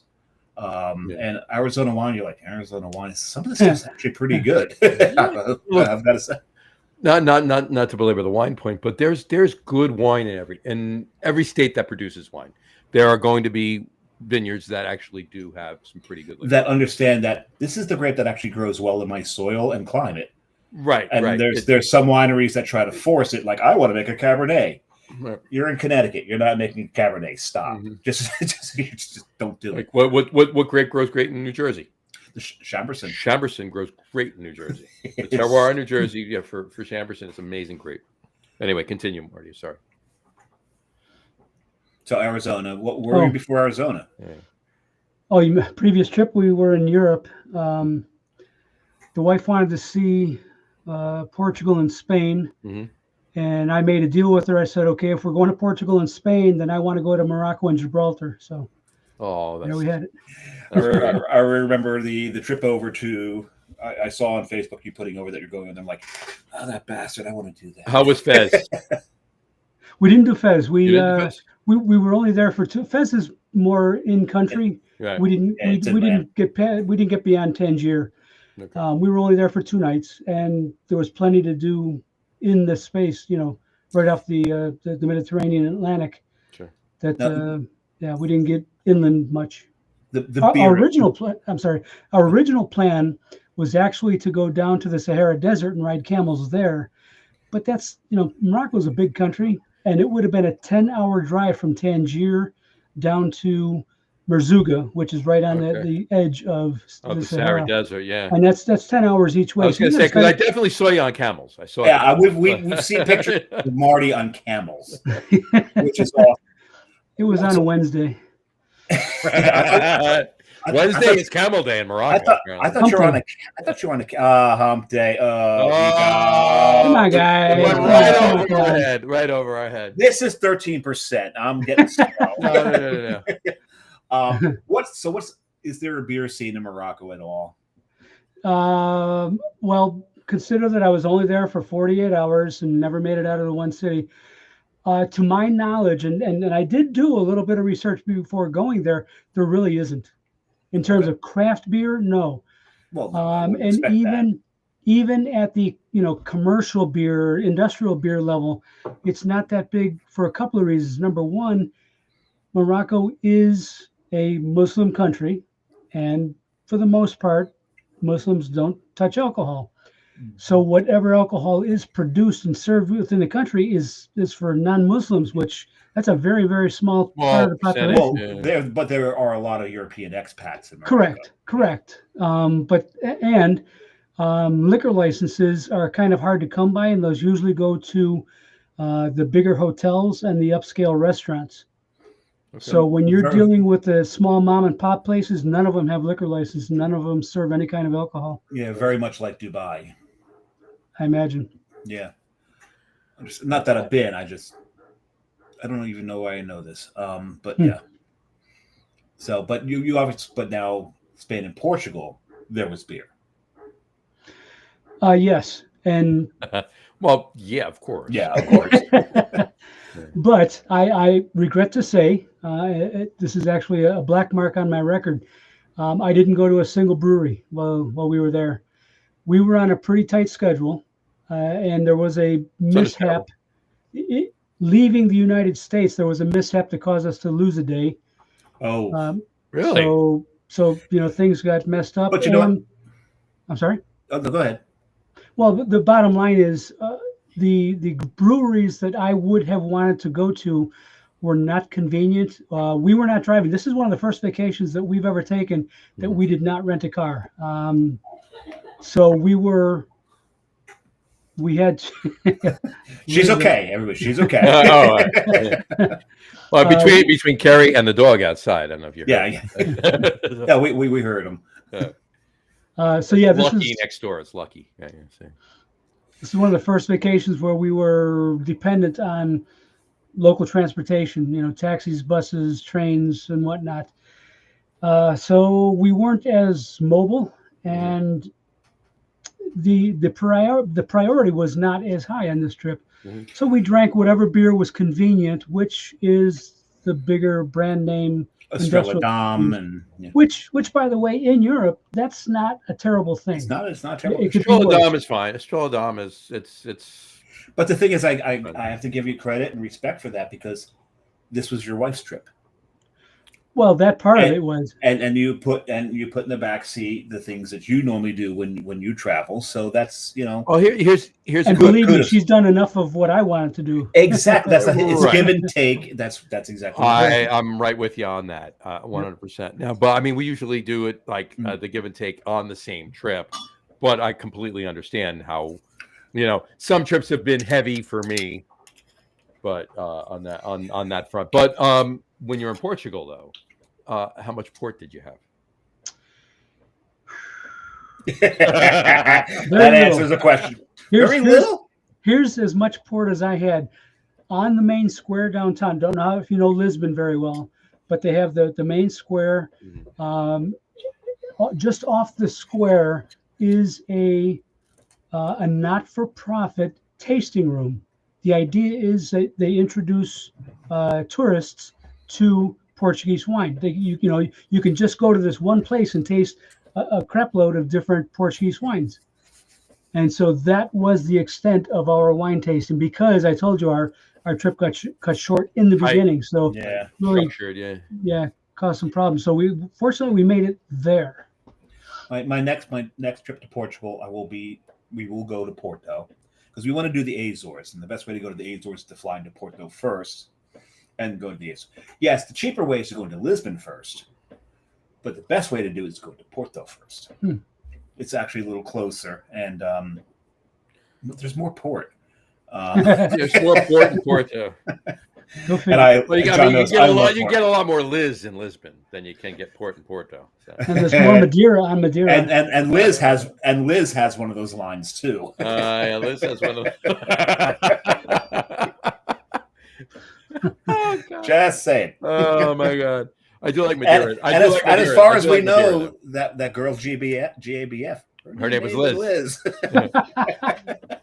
She may have been Liz. Okay, so I poured my third beer, John. What's your? I'm almost finished with my third beer. It will be Malort. That's your third beer. Woo. It's a brand new bottle. I just cracked it open. As a matter of fact, There you go. It came yesterday, and I poured it into like a nice little coupe glass here. little tiny coupe. Very nice. Yeah, I like that. because I have a bigger coupe. I have. because fill that with go ahead and fill that. I'm with not filling that with port. No. because I think Malort is a classy drink. Well, they would argue with me. Hold on 1 second. I got to say this, okay? And I meant to say this earlier on the show when you were bringing up Malort, but we got sidetracked. Do any of you watch Chicago Fire? Either of you? I do not. No. Do they drink Malort on it? All right. So Marty, Chicago Fire, they South Blue something Avenue. They film at the firehouse over there. They film Chicago Fire, right? And they obviously have a stage or whatever, but they film it. But so I don't know, have you ever seen it? Obviously, it's one of the Dick Wolf shows and everything. All the Chicago Med, Chicago Fire, Chicago. Okay. One of the characters, Herman, owns a bar, Molly's, on the show. And last week's show, there were two of the EMTs at the firehouse in Chicago Fire at Molly's at the bar drinking Malort, and they said it. All right, they say they took a shot. Cheers, boom. She took. Did you have to buy Malort? And they followed it up with what's the beer for the Chicago handshake? Oh, okay. Old style. Right, old style, red style. And they followed up and the one girl hands the other girl an old style. She says, "Here it is, Chicago handshake. Here we go." So, and they said it on the show. I was like, "That's great. That's a beautiful thing." It's a thing. There you go. Oh, and have you seen these yet, Marty? Malort sucks. Oh my God. They are actually they're candies. They're sucking candies. Malort sucks. No shit. Is it actually Malort flavored? It's actually Malort flavored. Wow. And the little red things on here actually say Malort. It's hard to read, but that's crazy. Back it up just a little bit. You can back it up. Yeah, let me see if... Yeah, you can back it up a little bit. Yeah, I can see that it's lettering, but yeah. Yeah, it's lettering. It says Jepson's Malort on them. That's fun. Yeah, I actually ordered 2 tins of these. I'm sending one to my younger son just to fuck with him. There you go.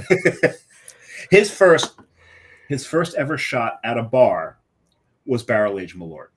I cannot believe you made him do that. I mean, I didn't know. I didn't make him do it. He wanted to do it. He wanted to do it. I didn't make him do it. He asked it. I saw it at the bar. This was actually in Athens, Georgia. I mean, you gotta slowly acclimate somebody into Malort. Yeah. Not their first rodeo out of the gate. Not this kid. His first hot sauce was Reaper. Jeez. He just goes right. He goes for the gusto. And I saw at the bar, and I was talking to the bartender, and I said, "You've got barrel aged Malort." He's like, "Yeah." I was like, "Can I get a shot of that?" He's like, "Fine." And my son was like, "Can we get 2?" And we're in a college town. My son's only 20 at the time, and of course they don't card him because it's college town. And I won't mention the bar because I don't want to get them in trouble. So he asked for it, and it's funny because he drinks it and he says everything. He says what almost everybody says when they drink Malort. That's not as bad as I expected it to be. But it's certainly. Here's the thing: what I say about Malort, the flavor of Malort is unmistakable. Mm-hmm. There's nothing else in this entire universe that tastes like Malort. So, except maybe Liz. Hey, I'm not tasting. I'm never mind. I'm not going there.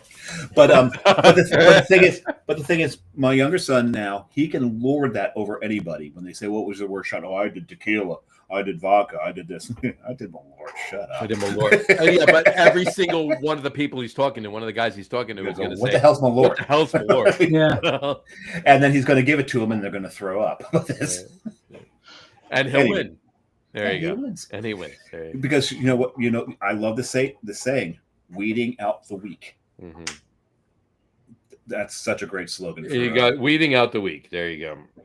It works. There you go. I did give my son a shot of Malort, and he did not love it. He did not hate it, but he did not love it. But this being my son, this is a great picture. I love this.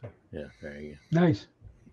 And so that's Agent Q and Agent X. Yeah. Pretty much. And they're just hunting aliens. There you go. We're hunting aliens. I wanted to post that picture of me and put it up and just have the tagline, Bond. Bottled in Bond. Very nice. There you go. Anyway. So what's your next trip, Marty? So what's your next trip, Marty? Actually, I'm leaving for Florida on Saturday. Where in Florida? It's a big state. Pardon me? Where in Florida? It's a big state, Marty. Oh, my son's wife, my daughter-in-law, her parents actually live in Key West, and my wife has never been to Key West, so we're Really? flying into Lauderdale, and we're doing the Amazon, the Everglades, and the Keys. So yeah, The Amazon. It's funny because when people go to Key West, they don't say they're going to Florida. They say they're going to Key West. West. It's almost like Key West is not part of Florida, and really probably even should. Well, I mean, it's not, right? It's Key West. Culturally, it's not. Yeah. No, it's not. Don't go see the haunted doll. Just don't trust me on this. Don't go. What's his name? Tim the Haunted Doll, I think. No, I've never actually been to the Keys. I've never been there either. Been to Florida a bunch. I've never been down to Miami or the Keys. I've been to Miami. I've been everywhere else in Florida, West Coast, East Coast, Central. I've not been to the Miami or the Keys. I've been just about everywhere else in I've been every Florida man. Yeah. Mar-a-Lago. No, no, I have not. I've not sat at the presidential desk that is now since. But we're not going to get into that. No, we know to three things we don't do on the show: politics, religion, and math. Math is the most important. Math is the most important. Math is the most important one. But no, I'm good at those. Oh, that's great. No, just about every major. I think every major city in. Yeah, I've been in every major city in Florida. I've drank in every major city in Florida. I've been to a brewery in every major. Well, that's city that's your brother and Augie's fault. Those two. So. Once. That's once. You said it once. I said it once. There you Can't go. say it two more times. Nope. But also my kids live down there. Right. So that has something. Yeah, has something to do with it as well. Especially the the Fort Lauderdale part and all that. Right. And also Naples, because that was in Naples. And we'll have a Florida resident on the show on December 23rd, as we do every year. Oh, she's not that asshole again. No, he's your brother. You can call him an asshole if you want. I mean, Because he's a bit of an asshole. I'll tell him that. There you go. But he's, we got to do. Oh, yeah, okay, fine. Well, Tony's on the show too, so he distracts from it a little bit. It's the one time a year I get to see my brother. Right. Virtually on the computer. Oh, at a safe distance, yeah. For him.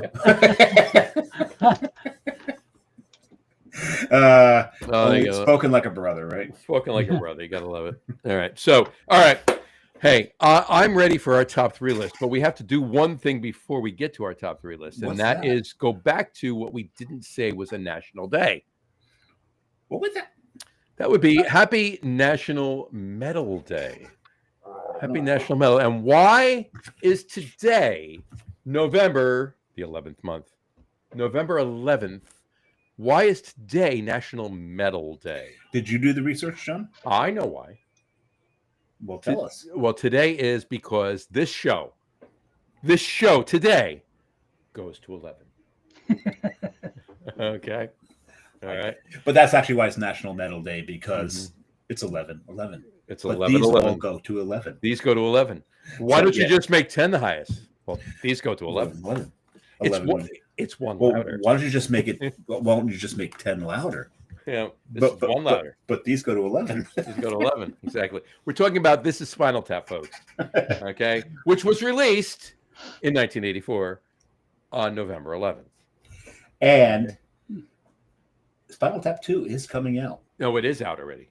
Oh, is it out? It's out already. I haven't watched it yet either, so don't worry. Yeah, it came out in September. Came out in September. Yeah. Oh, that's right. That's the reason I haven't seen it is I don't think Carrie appreciates Spinal Tap as much. As I do. Well, you can't. You know what I found? Women appreciate Spinal Tap as much as they do Rush. All right. That's fair. That is fair. That is definitely fair. That's fair. All right. So on that note, today's top 10. But I say top 10. I always say that. I only have 5. I have 3. Yeah. Today's top 3 list is top 3 favorite metal bands. Top 3 favorite metal bands. That's what we are doing for our top 3 list today. And Marty, you are our guest of honor. Please hold on one second. I just want to see what this is first. That's Mike Dolan. Mike Dolan We know, Mike. From Be United. Cheers and beers to all you live streaming on my dog walk. There you go. Oh, please don't. Okay, so when your I'm dog, gonna see Mike tomorrow. So Mike, I'll see you tomorrow. That's it. so you're okay. I hope he's not live streaming on his dog walk, No, especially he's, when the dog he's takes on the his squat. phone and Yeah. he's And live stream. Hey, see and he's what on the dog's Upper doing? East Side of Manhattan. So there you go.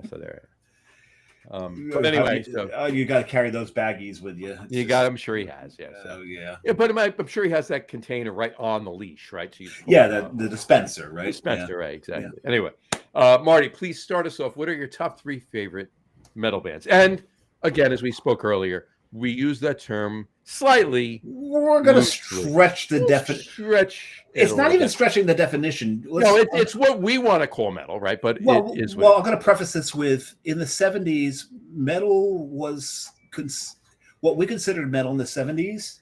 Today would be considered classic pop. rock, classic pop, No, yeah, pop. classic Almost- rock, almost pop, pop. right? Yeah, exactly. But then when you get into the '80s, what Mhm. is now considered classic hard rock Right. back then was metal. There was a time where Kiss was considered metal, Oh, 100%. right? They were the hardest metal band at the time, And I got a and on today's main idea, my concept for the show based on Marty's book, I have a nostalgic story with Kiss for you. But anyway, continue. Okay, Marty, you're up. All right. Well, I'm glad you made that clarification, but I do need to ask one more question. Go for it.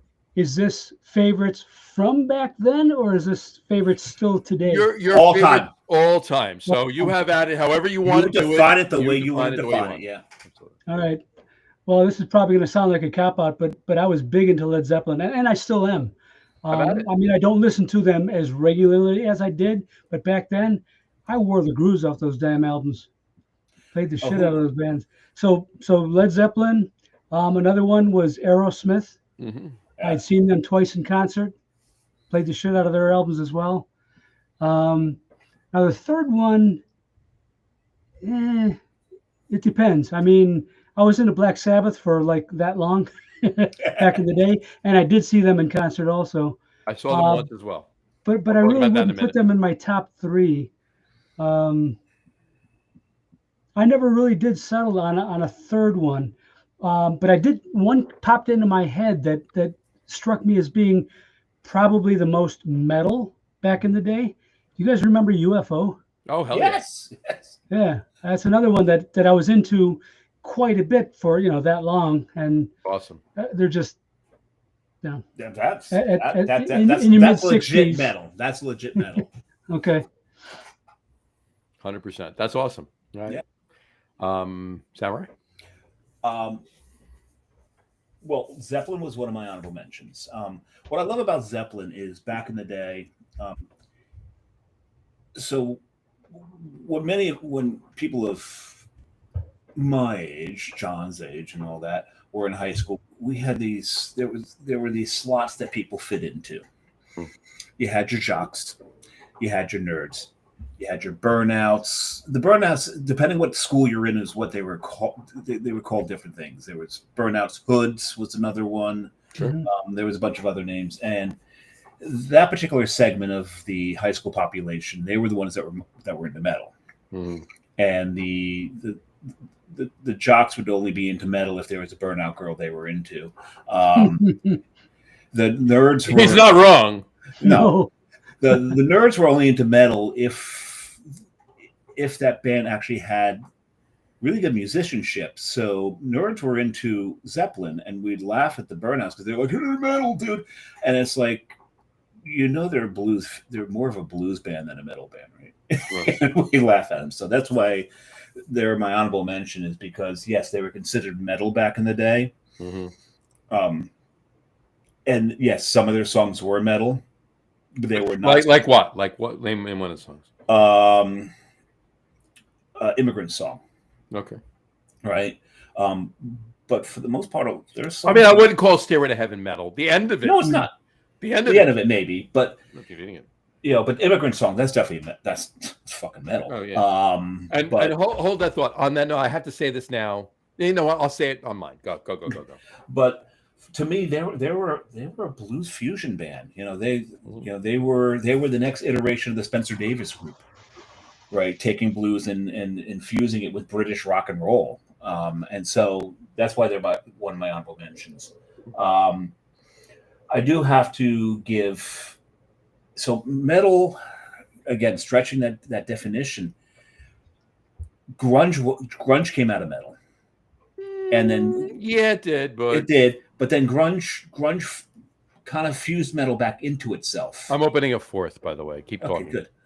So grunge infused metal back into itself. So my number 3 is Alice in Chains. Okay. This is grunge metal. This is and argue with me if you want, but I'm going to go with Alice in Chains. As number this is your list. You do what you want. Yep. I'm not going to argue with you. My number 2, Deep Purple. Oh, interesting. Hey, you know what? I love me some Smoke on the Water. So, but I will put it out there.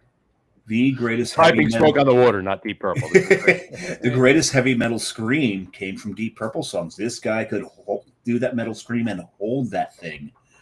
And I can't remember the singer's name now, but Deep Purple is my number 2. And seriously, just on the strength of Godzilla, I think it belongs on the list. Yeah. All right.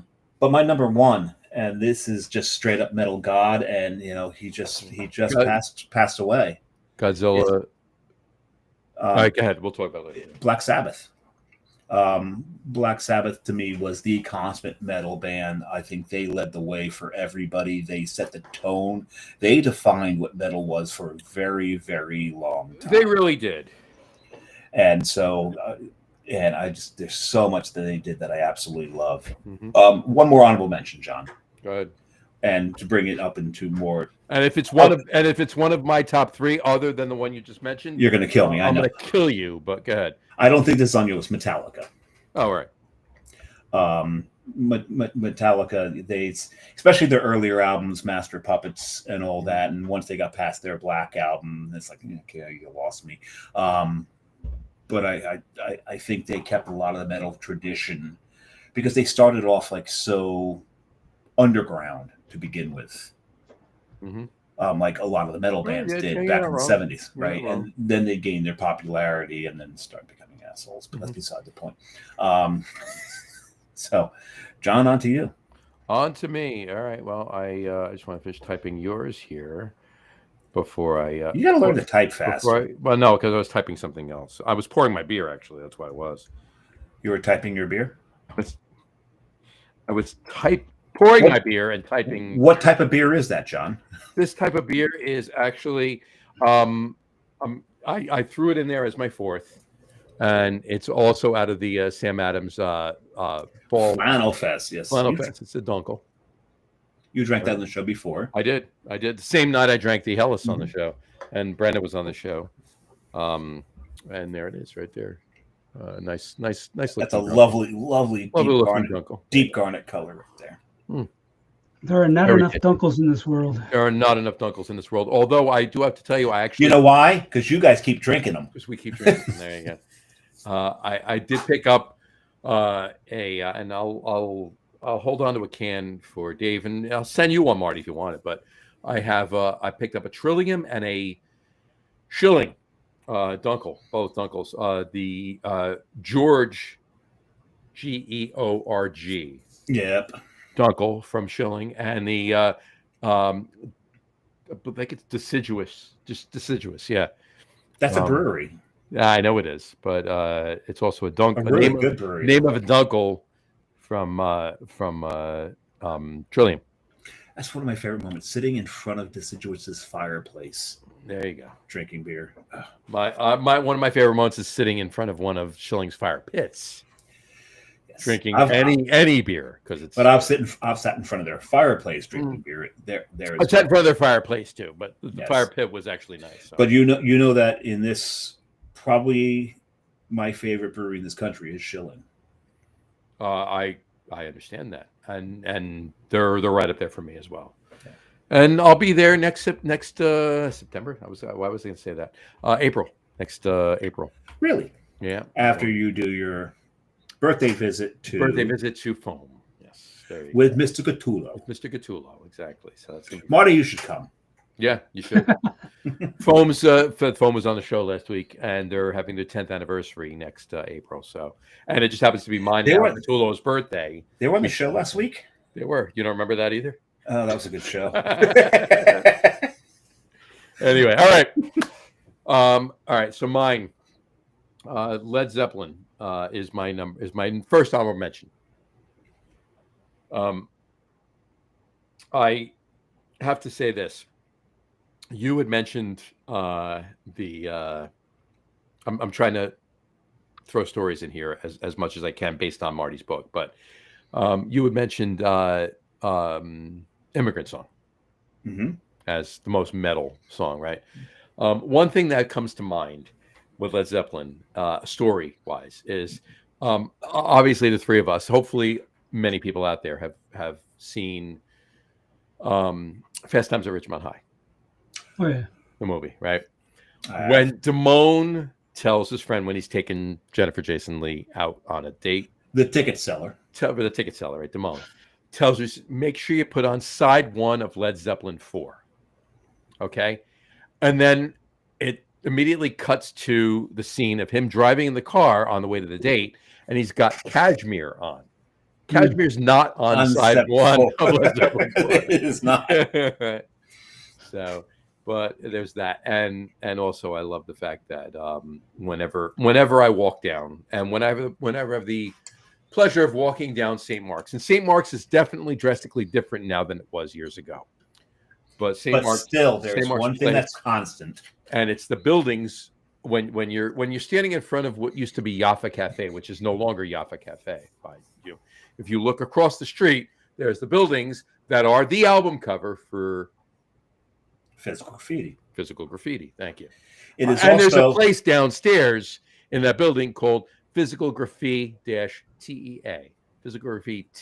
It's a tea place. There you go. But also, there's 2 stoops. There's 2 doors and 2 stoops. The stoop on the left, right, is where the Stones. Right. Stoop on the right. That's the one on the left, I believe. It's the one on the right. It's the one on the right. But it's where they film. Hold on. Are you facing them, or are you standing them with the hammer behind you? Facing them. You're facing them. It's a stoop on the right. Isn't it right? But it's where they filmed. I'm just waiting on a friend. Waiting on a friend. Yeah. There you go. So that building. Apparently, rock and roll stars love that building. Love that building on St. Mark's. There's nothing all that really notable about it, except for Physical Graffiti, and I'm just waiting on a friend. Waiting on a friend. There you go. Yeah. So anyway, Led Zeppelin's my first one. My second, and Mr. Dumpling on that street is actually pretty fucking good. If you haven't. Oh yeah, it is absolutely. As is Criff Dogs. Criff Dogs is amazing. But if you're there for beer, hold on. While you're in Criff Dogs, if you're there for cocktails, definitely go. Don't tell. Please don't tell. I won't tell. Please don't tell. Please don't tell. That would be the name of the speakeasy inside Criff Dogs. It's called Please Don't Tell. If you go to Criff Dogs, there is a phone booth. You go into the phone booth, and you pick up the phone and go 2, please. And if they have room, they go okay. And the door opens inside the phone booth. The back of the phone booth. And you walk in and you go to the speakeasy. Cool. It's really cool. It's so cool. Really. But right next to Criff Dogs is the Augers Well. And that is it's our buddy Greg owns the place. One of our favorite watering holes in Manhattan. Yeah. He has great beer all the time, and he has fantastic bourbon selection too. And scotch, if you're into that. And my favorite thing is there is a chalkboard that says that there is a priority for the television. Number 1 is Rangers. They're a Rangers bar. Rangers, Giants, Mets, and that's it. And then anything else. There's a 4th one that says something other than it's any of the other teams. Something like that. But yeah. Anyway. All right. So anyway, Zeppelin's my first one. My second I'll mention is, and it was mentioned before from Dave, and that's Black Sabbath.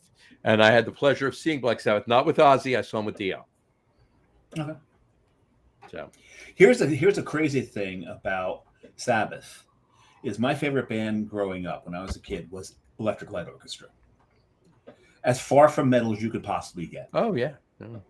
And there well, would be no ELO if it wasn't for the Beatles. except for Air Supply, maybe. I think that's further away. You saw Air Supply? No, I didn't. But Okay. Electric Light Orchestra, they're my favorite band. What a lot of people don't realize, there was a time period there where the drummer for ELO, Bev Bevan, was the drummer for Black Sabbath. Yeah, you're not wrong. It was a brief period. It's kind of a yin and yang kind of thing there. And it's like, that Weird. makes no sense whatsoever, but it's a fact. There you go. All right. So my number 3, I'm gonna take liberties here with 3 and 2 part 1, but You're number My 3. number- You're number 1 on every goddamn list. of course, by It's just it's number 1 on favorite car you ever drove, Uh, favorite beer you ever drank, that's it. favorite girl you ever dated, and your number Her 1 name in was all Liz. these categories is John. Never mind. I'm not gonna say it. And my number 3, I'm starting with 3. I can go 3, 2, 1. I The think number I'm 3. Oh, these are still honorable mentions. No. My number 3 of 3, 2, 1. My number 3. Everything prior to this was honorable mentions. Honorable mentions. Oh, I thought Black Sabbath was I honorable. said my first honorable mention, my second honorable mention. So my number 3, I'll take liberties with it.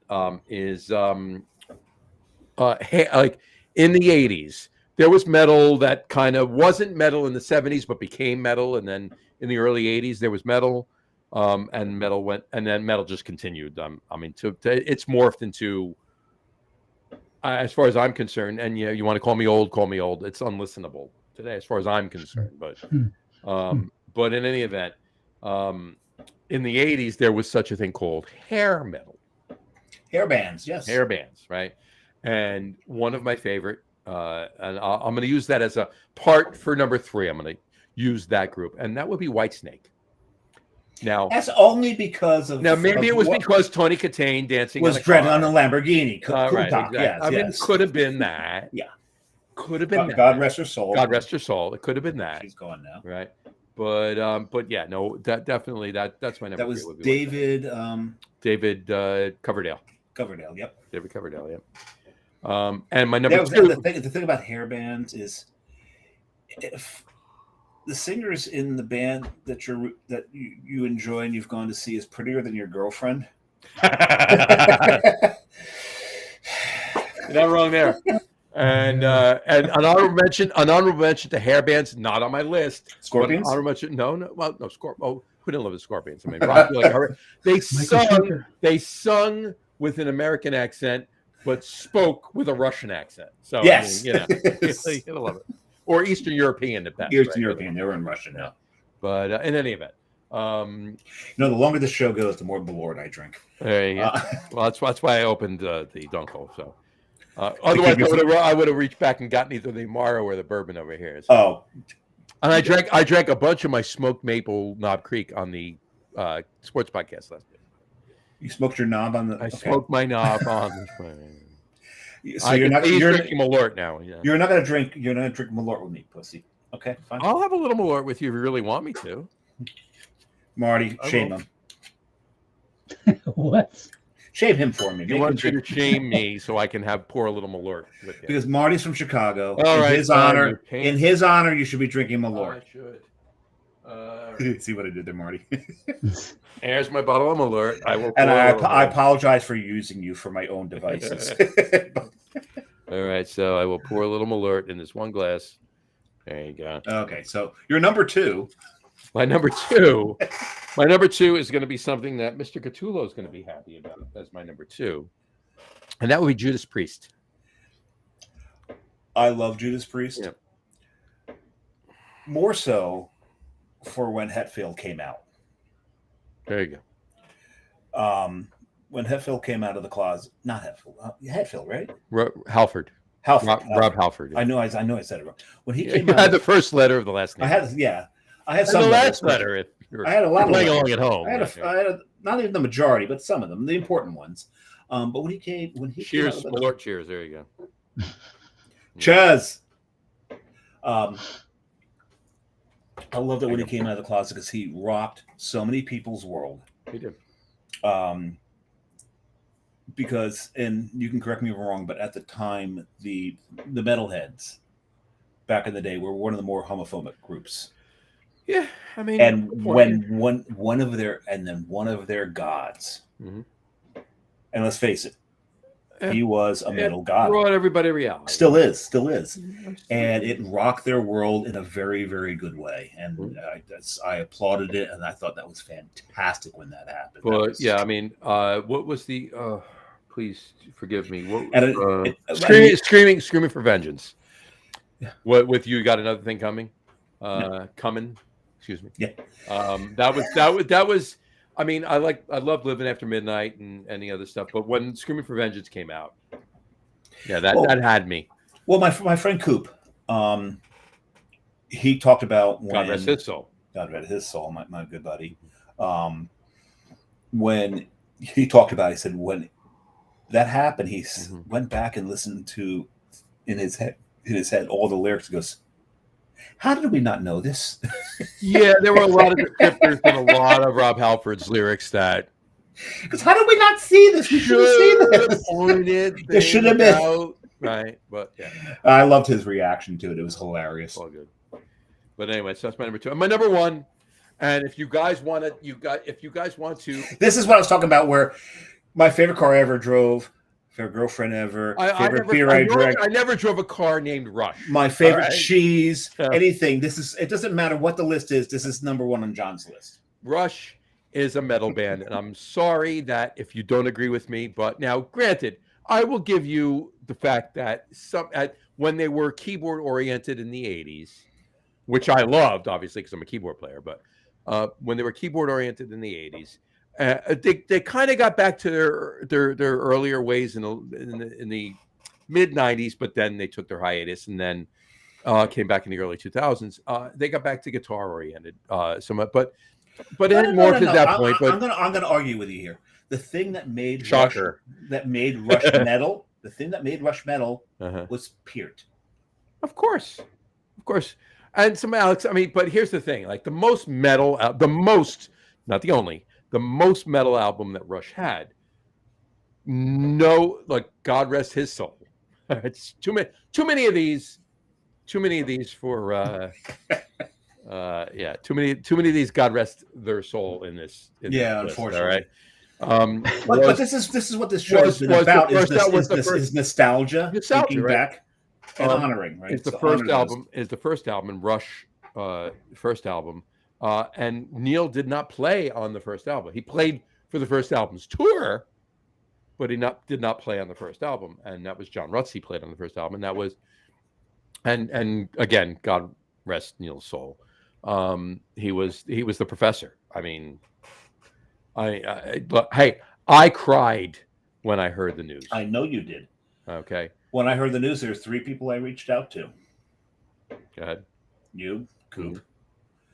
And I won't say his name, who the third one was. Mr. Carton. There you go.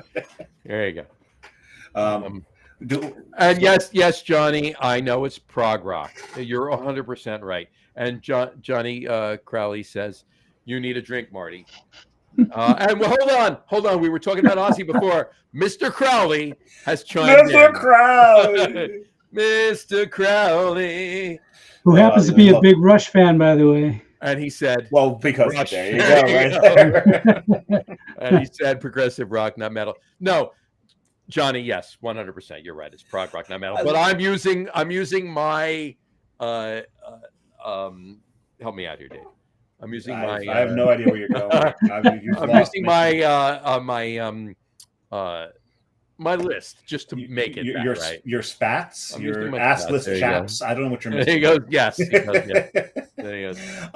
But it's funny because you brought up Mr. Crowley as far as Black Sabbath is concerned, but Led Zeppelin had more ties to Aleister Crowley. No, of course. Than Sabbath did. I won't even talk about what we're not even going to get the backmasting in Stairway to Heaven alone is, and I've done it, and there's something in there. Oh, yeah. I've played those records. Yes, I'm old. I played those records backwards. I spun them backwards on the needle, and there's backmasting in there. Yes. But anyway, my point is, Rush's first album was Zeppelin. Rush's first album was Led Zeppelin. Okay. It was not prog rock. It was Led Zeppelin. All right. Working Man is not prog rock. Johnny, tell me if I'm his name, but his surname, not his main name. His surname. There you go. But yeah, it's yeah. Rush's first album was definitely not prog rock. It was that. So that's the only reason I'm bringing it in. But yeah, so I can't have a rock list. However, the minutia is that brings it into what this list is about. That's what I'm doing. So we could do top 3 Exotica bands. I think he'd still pick Rush. I probably wouldn't do it at that point. So anyway, Marty, your feelings on Rush? When they first came out, I was definitely in my rock music days, and I didn't consider them rock, and I wasn't a big fan. One of the reasons is because I cannot stand Geddy Lee's voice, even today. Even though I've learned to His appreciate. register is definitely lower today. Well, thank God for that. He was shattering glass. Well done. Johnny Crowley agrees with me. There you go. Well, we have no idea. I don't know. Yeah, no, it was me. It was you. We just don't know what. Yeah, I mean, all these years later, I've come to appreciate the musicianship of Rush, and I do enjoy a lot of their music, but I still can't stand his voice. Yeah. And Johnny's booing at you. Here's the thing. Well, when I was a kid in high school, I've thought about this. There's many things that I disliked, and it wasn't because I disliked the thing itself. I disliked the people who liked it.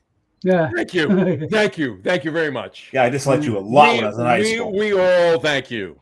Right. But Rush was one of those things where it's not that I didn't. It's not that I hated them. I just didn't like them because of the people who did like them, and it came from one incident on the school bus where they were playing Simon and Garfunkel. They're playing Sounds of Silence. And the words of the prophet are written on the subway walls and tenement halls. Studio walls. Concert halls. Concert halls.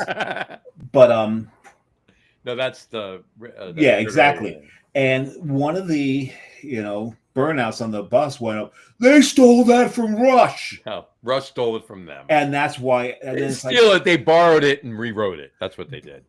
Yeah, but exactly. Nobody stole anything. But the fact that because he was a Rush fan, Simon and Garfunkel stole from Rush because he was such an idiot. That song came out in the early 70s. Spirit of Radio came out in 1980. I know, but it made me dislike Rush because he was an idiot. It's like but I've since then put that shit aside, and it's like now appreciate bands for what they were rather than who were fans of them. Right. I follow you. There you go. Now granted, there are still groups of people. Triumphant Trio. Johnny Crowley said Triumphant Trio. And on that note, I'll throw another honorable mention in there. And it's an 80s band, but Triumph is a fantastic band. Named after a motorcycle. There you go. another Canadian three-piece band. But named after a British motorcycle. Mm-hmm. There you go. That's not me. No, that's Marty, I believe. Yeah. There you go. That's a good thing. That's his wife going, where the hell are you? What the hell are you doing? Dinner's going cold. There you said it's only going to be an hour. But on that note, I look, I love Rush. Rush is probably my favorite. That's an understatement and a half. And Johnny Crowley said Triumph is great too. And by the way, speaking of Triumph, 100% underrated. Yes, they were. 100% underrated, Johnny. Whatchamacallit? On that note, Rick Emmett's voice, not too far away from the high level pitch of Geddy Lee's voice. Okay. Yeah, they both had that voice that made dogs go. Exactly. I love Triumph too. And I actually should have had them on this list. I'm going to throw them as another honorable mention on there. I love Triumph. Again, they're probably a little, they're all right. They're closer to metal, and I mean they're hard rock. That's just, but they're not prog rock. They're not metal. They're hard rock. But I'll throw them on there. But whatever. I actually have two honorable mentions I didn't mention. Mention them. Slade. Okay. Well, because a couple of other bands like Rat stole one of their songs, "Come On, Feel the Noise." Slade It was was. that was They were I think they were a Scottish metal band. yeah, they were a Scottish metal band. Yeah, Metal- but that was Quiet Riot, not Oh, Rat. Quiet Riot Stole. That's right. And I they saw. had an- By the way, I saw Quiet Riot too. Just for that. but another one was, and I love Rob Zombie and his iterations, especially when he was by himself. Hellbelly Deluxe albums, one of my favorites. This one's got Dragula, Living Dead Girl, because Not Dracula, Dragula. Dragula with a G, Dragula. What I loved about that album, someone's like, well, describe that album. It's like, well, it's kind of like metal goth dance. All right, fair enough. And they're like, that makes no sense until you play them the song, and they're like, yeah, it's metal goth dance. Metal goth dance. So yeah, they were honorable mentions of mine. There I you forgot to mention. Cool. Yeah, I just wanted to point out the band I've seen the most in live in concert. Well, then Rush. It would be Rush. Mm-hmm. Okay. Dave, I think I've told you. Anybody who's watched the show knows that John has seen Rush as often as he possibly could. 24 Which is Out how of many 4. times? 24 Say times. what? 24 times. Holy shit. I've seen it 24 times. Yeah, I mean from 1982 through 82 was the first concert. Fly By Night, that was the first one. Fly By Night at Radio City. That was my first Rush concert. And all the way up to the last time I saw them was in 2013. I did not see them in the last tour in 2015. I did not get a ticket. I did not see them there. But 2013, Jones Beach, that was the last time I saw Rush. 24 times. But my second most attended concert, and not for any fault of his own, 100%, is also another Canadian band. And it's more- not more than- Triumph. and it's more than 3 And members. it's not a metal band. by any means. Guess who? Oh No, not the Guess Who. no, go ahead. Guess who? Yeah. But more and a little more recent than It's- that. Yeah, it's. I And the thing is- see them every year, and it's And if- 12 times at this point. 12 times. I'm not counting. sure that you can guess it if you had $1 million. If you had $1 million, yeah, that would be the Bare Naked Ladies. Just because That's Lady Jess's. my better half loves the Bare Naked Ladies, so we go see them every year. Anyway, so And we've actually met them and hung out with them. They're actually very nice guys, and they're So great. before you- they're actually before- great musicians too, but they're not. But metal. before you get into those stories and make me drink a lot more Malort than I really should tonight, I'm done. let's move beyond. You had more questions from Marty about the book. I just had a couple of questions regarding the book. Yeah, let's digress back into that. That's more important. No, let's regress into it. You're not wrong. Oh, look, Brian Boak's back. He actually ate Oh! dinner and came back on the show. There you go. I hope you had the cheese dip. It's my favorite thing there. I'm just saying. It is good. Brian, were you? Hold on. And you're Oh, not God, wrong, yeah. Johnny. April Wine was a great Jesus, I band. forgot about them. April Wine was a great. And I'm going to throw this out. And I mentioned that I saw Black Sabbath with You're Dio gonna make me before. finish this bottle tonight. Hold on. I mentioned that I saw Black Sabbath with Dio before. Speaking of Dio, Rainbow was a great band. Rainbow was a fantastic band. Oh, I what's love that? Rainbow. Oh, one of my favorite metal songs is by Rainbow. Mhm. I can't remember this on the mountain. My favorite Rainbow song is Stone Cold. Oh shit, I can't remember the name of that song now. Man on the Mountain. Wasn't it April Wine? Was that April Wine? I think it was Man on April the Wine. Yeah.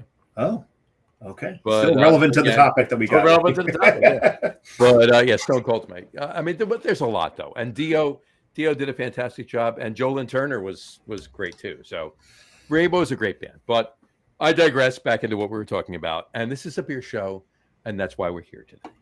Okay. Yes. So let's go back before we had the show that we talked about this book, and we encouraged you to write it, and you decided to write it, and everything came about, right? What was the original thought? And I know you kind of mentioned it before, but what was the original thought? You know, hey, I need to do this. I need to put out these musings, if you will, historical reminiscence and nostalgia of these stories. Why? What was that drove you to your mind, amazing mind, to put this idea together? I don't know. I mean, I knew that the craft beer industry at that point in time was already 40 plus years old.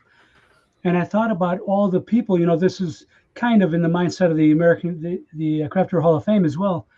The fact that so many people had come in and left the industry over the years. Yeah. How many people crossed paths and how many people shared not just beers, but shared Experiences. ideas and experiences, and how many good stories came out of all of that.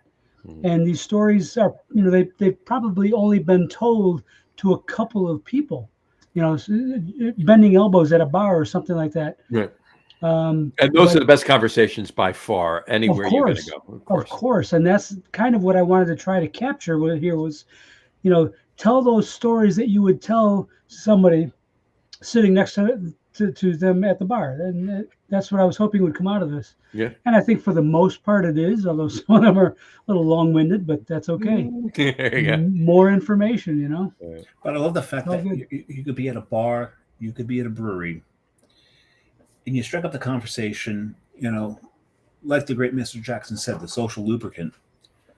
And you strike up the conversation with the person next to you. And for the remainder of the time that you're at that bar, that's your best friend in the world for that moment. Do you exchange numbers? Sometimes, maybe. For the most part, no. And I think it's almost a beautiful thing that there's this one moment in time where you and this individual are the best of friends. You're so tight.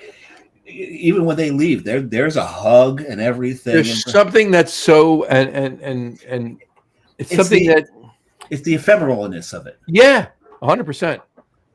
That makes it even that more beautiful. That you've connected with this person just in that moment in time, and and maybe you tell these stories. Maybe that is the story.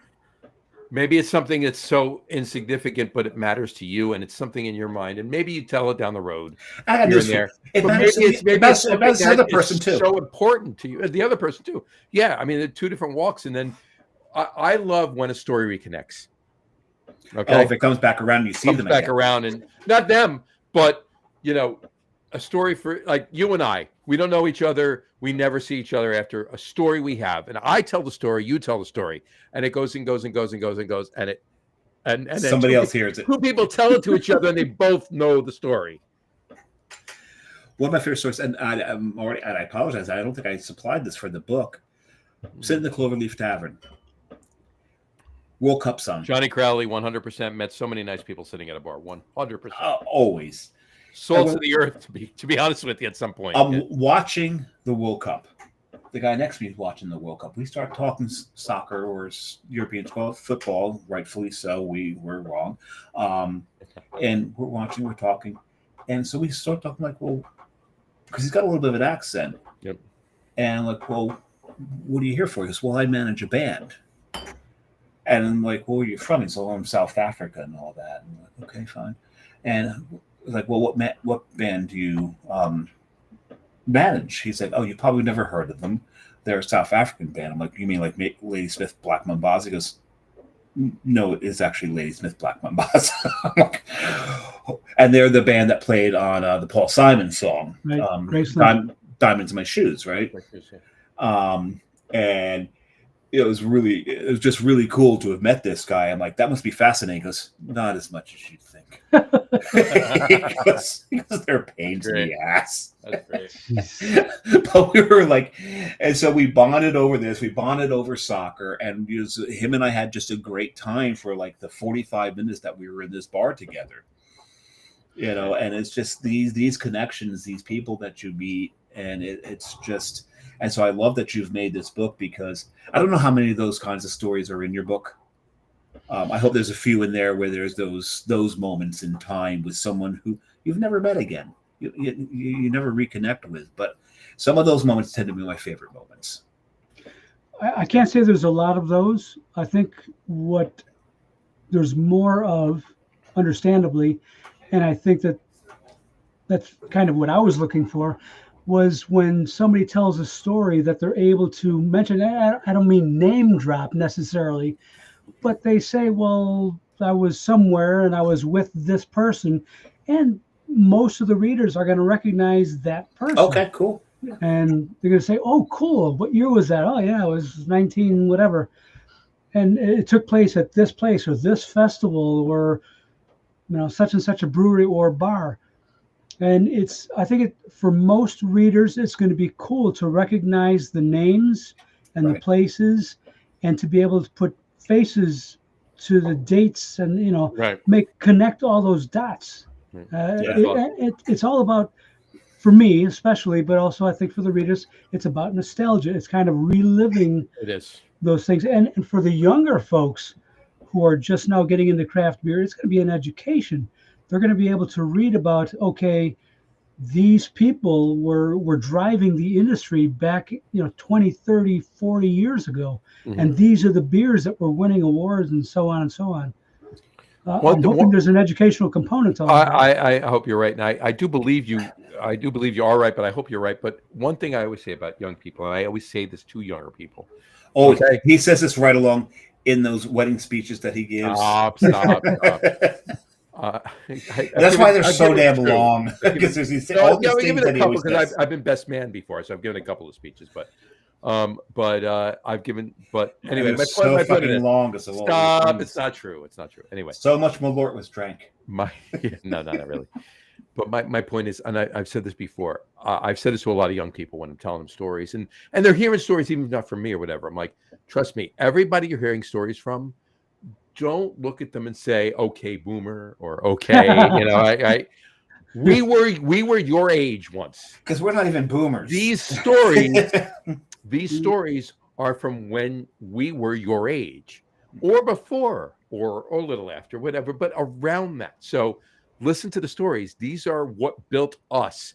And if you listen to these stories, they will help build you better. And I don't mean we were better than you by any means, but you have more of a foundation and a historical foundation. And I'm not even saying that as like a pat on the back. Listen to my story. Listen to everybody's story. You want a basis of things from a historical standpoint on every level. You really do. And I really try to push that home. I really, really do. Here's the whole thing about the word history, though, because there's so many, hold that thought. There's so many younger people today that their history starts when they were born. And even after that. And that's it. Right. But go ahead. Right. Anyway, go ahead, Dave. But the whole thing is the word history is, I think it's even wrong in the sense of these stories. And I'll explain why. Because at the time of these stories, it wasn't history. These people that are now the legends, the metal gods of craft beer, right. They weren't the gods at the time. They weren't rock stars at the time. They were our rock stars. They weren't even our rock stars at the time. They were just for these stories. I've looked at that list, and I've seen these people on the list. And I'm like, when they met these people that Marty are talking about, where you can go back to these names that people know, at the time, they were forging what was craft beer. They weren't rock stars. They're rock stars now. Right. Because at the time, they were forging it. And a lot of these stories, they're meeting them at the beginning. It would have been like meeting Rush when they played, a small venue in the mid 70s, Ohio in 74. Right. Yeah. So before they were anybody, so they were not the rock stars. They were not the gods at the time.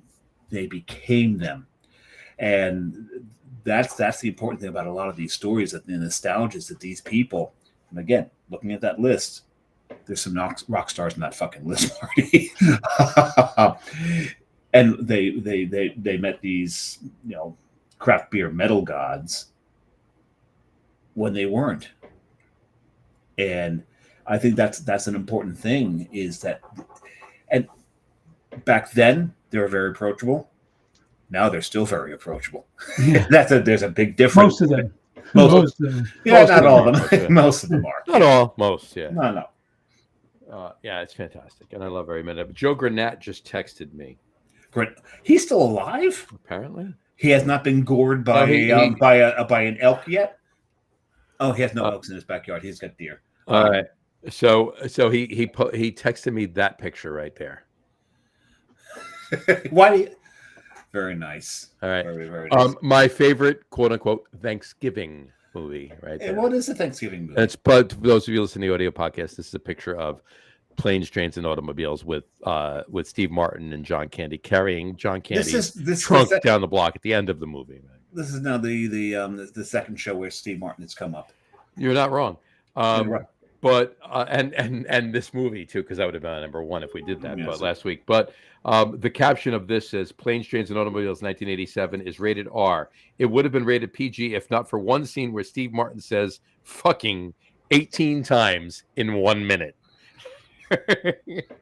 Another scene. You gotta love it. Anyway, he's not wrong. But anyway, so I watched that. I will be watching that movie 2 weeks from tomorrow night. Marty, are you writing another book after this? I'm already thinking about it. I know you are. Marty, I have something I want to talk to you about. We'll talk about it after the show. So it might be 2 books you're writing after this. What are your thoughts for this next book? Well, it's in a sense copying or repetitive because I've spent so much attention on the American craft beer industry. I come from a home brewing background. I think there are a lot of good stories in home brewing in the United States and around the world. So I'm considering the possibility of, I'm just going to throw a couple of lines out and see, what people think. But I'm imagining a book on homebrewing stories. That's great. Will the title of the book be Billy Beer? Well, the title of it. There's 2 ways that can go. There's those homebrewing stories that, many ways, that explode into these. Explode? Well, it depends on who's doing the homebrewing and what happens. Well, yeah, that's it. But where it just goes into these, like a Sierra Nevada or something there from, and then there's those where it's still that hometown brewery, and then there's those where the person went, I'm going to become an accountant. We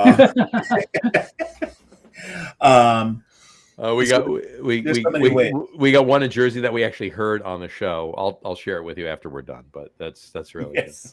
So I'd be very, very, and I will. You do that. I will include a story that I didn't become an accountant, but more along that line. It's like, okay, I probably should not become a no, you shouldn't. No, you shouldn't. I like drinking it, making it. I make good beer accidentally. If you put it out there, I'll share that story and you'll understand why. Cool enough. All right. Any parting shots for the show? 2 hours, 2.5 hours in. Would you mind if I read just a snippet from the foreword, because I actually mentioned you guys. Go for it. Give me a sec here. All right, this is not the whole foreword. This is just a portion of the foreword. This book's purpose is threefold. First and most importantly, I didn't want the history and knowledge of the American craft beer industry to fade away with the people who created the history and possessed the knowledge. Secondly, I wanted to capture the spirit of the industry and the people who made it fun and interesting and exciting and occasionally confounding and share it with others. Lastly, I really wanted to hear these stories for myself, directly from the folks who were there. It's equal parts education, amusement, and nostalgia. Initially, I envisioned somebody else taking on this task. I often imagined that someone might be inspired to write a book about all the fun and hijinks. I never thought it would be me. While doing a podcast interview about the American Craft Beer Hall of Fame with the Lager Room guys, the topic turned to relating old stories about the industry. I told Jersey Johnny and Dave the Beer Samurai that I had these thoughts about someone writing a book, and with their encouragement, that's when I acknowledged the inevitable. The light bulb went on, and I couldn't turn it off. Love it. And thank you just so much. A portion. We're so honored to absolutely honored. Be mentioned. First of all, unnecessary, but well, that's where it started. But very, very. and yeah, we pushed. We didn't think it'd be successful because no one ever listens to us. But just love the fact that you took this idea that you've been working on for so long, and I'm so proud that we were able to give you that push. And I am grateful for that. Absolutely. And I can't wait for this to come out and read the whole thing. More than amazingly happy about it. And like I said, we will once everything's done and you go through your editing and it's published and there's a live link or whatever, we're putting that up and sharing it several times. We may even put that out as a paid link too, because we're so that if for nothing else, we want the story of beer to be out there. That's what we're about. That's what we've been about for 5.5 years. And it's not just going out in the Locker Room Guys thing. It'll go out on our personal accounts as well. 100%. Absolutely. It's so amazing, and we're so happy about every bit of that. And hopefully even following it up and doing more shows like this. What some of the most amazing stories we have on the show, not just our personal stories, is when we do shows talking about the history and the nostalgia in this industry. And it's with you, Marty, and it's with John, Stardomsky, the beer guru, and Tom Mulvihill, and a number of other people that were able to and John Hall and Tony Forder. And Jack Babin and those guys. and even pretty much every guest we've had on the show will wax nostalgic because the second question John asked, the third question he asked them all is, what brought you to do what you did?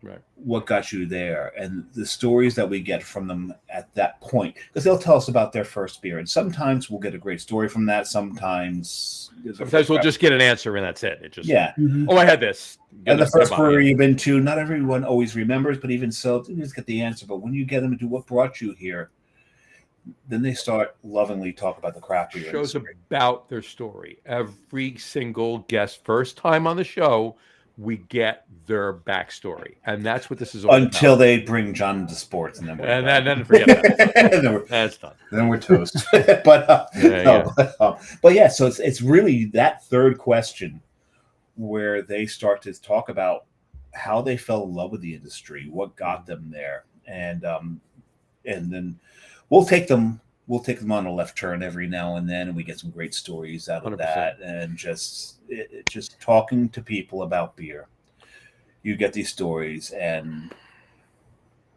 and I love that you've captured some of the OG drinkers in the day. No, absolutely.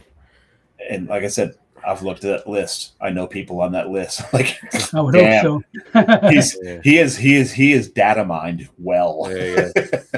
Gotta love it. No, and like I said, it's all about that. And the more we talk about, for me, the more we talk about beer nostalgia, even if it's 10 years ago, 20, 30, 40 years ago or more, it's a better show for me. I enjoy that show even more. And which is why when you brought up earlier this year the landmark beers on the American Craft Beer Hall of Fame site, we put that. That was special. That's near and dear to me. I mean, I love I could sit and talk about that all day long, and will, and no one can stop me from talking about it. And I will talk about it.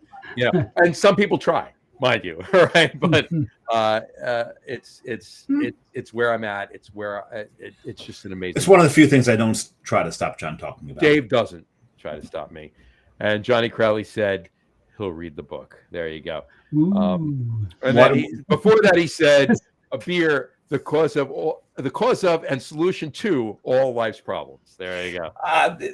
Well, beer is a solution. It is hops, water, and but it's not necessarily the solution to problems. It's just makes you ignore them. It which makes you is ignore them. Yeah. Yeah, for a time period. it helps you compartmentalize. There you go. Jeez. All right, there you go. Wow, Brando, that was how many syllables was that word? I John? try. Compartmentalize. 5. After There you 4 go. beers, There you you go. got a lot of syllables I in that one. try. There you go. They were all low ABV. There you go. Except for the 2 of the 4. But anyway, Brian Boak said beer catching up from Yards Brewhouse, Allagash Curio. Churro, he left the Churro. U out. Yeah, Yeah, the U, yeah. Triple and St. Bernardus. those you are had- 2 fantastic Those beers. are 2 fantastic beers, and how you're actually still typing is beyond me. Yeah. He's And not then- very well. And then he said, for home brewing, just ordered a Brew Tools B150 Pro, a 150 liter So all Book's idea of home brewing is Brooks' idea of home brewing is small production brewery scale. he's a nano brewery. His garage. He's a is nano brewery for himself and us. That's what he is. So Yes, that's about there it. you go. That's what he is. So, and we love it. And we love it. So have at it. But We need to do another show from his basement. we do need to do Yeah. that. So anyway, all right, Marty. Thank you for coming on the show, folks. Seriously, and Marty's gonna be back on the show soon because there's some other things we need to talk about. And Oh, there's something coming up big soon. there's some other things as well. class Another number class two's number coming up. 2 is coming up. So we'll have to Well, book before that you get show. there, so we're talking about the American Craft Beer Hall of Fame. Ballots for the second class come out when? Before the end of the month, Mhm. Very sometime probably the same week as the book, just before Thanksgiving. Perfect timing. There you go. That'll be so okay, cool. So I'll look for that email. Awesome. There you And Brian Boak's home now. He's having a Lost Colony Manteo Porter. he's not out of Lost Colony yet, is he? No, he's not. And Johnny Crowley said great beers. Yes. Yeah, those are both great beers. And when do we expect the announcement of the February. inductees? February, right? Yeah, just like this year, it's going to be in February. The presentation's going to be a little bit different, but same concept. We're going to be working with the craft beer professionals, and they're going to be running the show, but it's going to be cleaner and not as long. Hey, it could have been longer than it was last year because It could have I was happy watching every minute of that. Yes, I was. But that's Well, that makes 2 of you. It was a little. It was a little. you weren't happy watching it. Oh, you were in it, so you were. You were in it. It was a little herky jerky. The sound quality in some places were not the best, but Right. Yep. But other than I don't know that, if you remember, we were broadcasting from 5 different locations. Yep. We're not doing that this time. Yeah. one location this time. There you go. A lot of watch parties, but only one actual broadcast location. That works. Perfect. And Johnny Crowley said, "Good show, guys. Cheers." Thank you, Johnny. We appreciate Thanks, it. John. Here's John. It's always a great show when Marty's on. Always a great show, Marty's on. We have a few guests that are always a great show. Marty is 100% one of them. Yes, And I definitely. Thank you, echo guys. that every day of the year, every year of my life. Yeah. So Marty reaches out to me. He's like, "Hey, I'd like to come on the show." I'm like, "Yes." It's like, Marty, anytime you want to come on the show, you let us know. And it's a yes. We'll It's make it always- happen. It's a yes. yeah. It's fine. Always Just let us a know. yes So for Marty. We'll Cool. talk about Appreciate we'll talk about the next show after we hang up. Maybe not every week, I know. but yeah. Hey, whoa! I know what you're talking about. I'm fine every week with that. All right, so that's good with me. We got other people booked. I'm just No, saying. we have other people, but once that's done, we can just. Oh, continue okay. with that. So After that, sure. it's gonna be a podcast with just the 3 of us. I'm good with that. There you For go. the rest of eternity, Forever in perpetuity, as they say. in perpetuity. There you go. This is after 4 beers. After 4 beers and Malort. And Malort. I I'm did have Malort too. I'm There you go. impressed, John. Thank you very much. I really appreciate it. But anyway, Marty, stick around. Again, we'll post everything on Facebook and our website once the book is published and it's out Yes. there and the link is out there. Go. We encourage everybody buy this book. We'll post the link right from Amazon, right on all of our social media and our website. Get this book. It's fantastic. You're going to want to read it. And Marty, if and- John orders less than 2, let me know. I've got his credit. Oh card no, numbers. please! I'll order 2. I'll order 3 if that makes you feel better, Dave. If he doesn't order 2, I will order like 12. I'll order on his 4 credit card. and I'll give 1 to both. Order 5 and give 1 to both of my sons-in-law and my. See what I did there? I said sons-in-law. Hey, Did good. that- Son-in-laws. Damn, after Good. he's even grammar correct after. Exactly. Sons-in-law and my son. There we Jeez, go. you should drink more. I'm gonna try. You make And more. I get better as I drink more. You make more sense when you drink. There you go. There you go. And Johnny Crowley Johnny, said, Johnny, drink a beer now, Marty. There. Johnny's an enabler. He's an enabler. He's really trying to force you to have a beer anyway. All right. Anyway, Marty, stick around. We'll talk to you in a minute after we sign off. On that note, we wrap the show for today. We want to thank everybody for watching. And for those of you just listening to the audio podcast, thank you for listening. We want to thank everybody for watching. And for those of you just listening, I didn't get that. Don't forget, for those of you just listening to the audio podcast, thanks for listening. I messed up because I didn't read it. It's usually on the screen. There's a long story behind why it's on my phone. Memorized. You've done. No, I do. Yeah, but you know what? Here's the thing: the crutch is the problem. I could do it I've told you that without the crutch is other the problem. I could do without it, and I'm better off with it. Anyway, don't forget to visit our website, www.logroom.com. That's LEGERROOM.com. And please remember, like us and follow us on all of our social media, Facebook, Twitter, Instagram, and of course, our YouTube channel. All of them are at The Log Room. Remember, we go live with the video podcast on Facebook, X, YouTube, Twitch, and Facebook, YouTube, X, and Twitch. Thank you. I got to stop looking at the crush. That's my problem. And I'm going to get a 2 on this one. There you go. You're at 3.2 right now. After me making Dave be so happy that I was able to be so eloquent after 4 beers of Malort. After sons-in-law, Sons-in-law. you have I tanked. stuck up the outro. I can't even talk about what it is. The outro that I've done 300 times. Okay. Anyway, Over, yeah. Exactly. Anyway, all of them are. Just watch it on our social media. All of them are at The Log Room. All right. Remember, we go live with the video podcast on those every Tuesday night around 6:30 p.m. Eastern time. And for those of you just listening to the audio podcast, thank you for listening. Don't forget to you can visit. Don't even rate this one. Just put the pad down. Forget about it. All right. I'm going to stop looking up because this. I'm capping the Sharpie right now. You're done. Cap it. You're done. Anyway, or every Tuesday night around 6:30 p.m. Eastern time. And for those of you just listening to the audio podcast, you can do so on our audio host Spreaker, as well as a bunch of other shit. iHeartRadio, Apple Podcasts, Spotify, Odyssey, Audible, Pandora, Amazon Music, iTunes Music, YouTube Music, TuneIn, Podcast Addict, CastBox, Deezer, Podchaser, Listen Notes. Pretty much anywhere you can find an audio podcast, you will find the Log Room Guys Craft Beer Podcast. And if you haven't done so already, please subscribe to one or more of those feeds, and you will never miss a show. Again, thanks for following along with us. Have a great rest of your week. Have a wonderful weekend, Marty.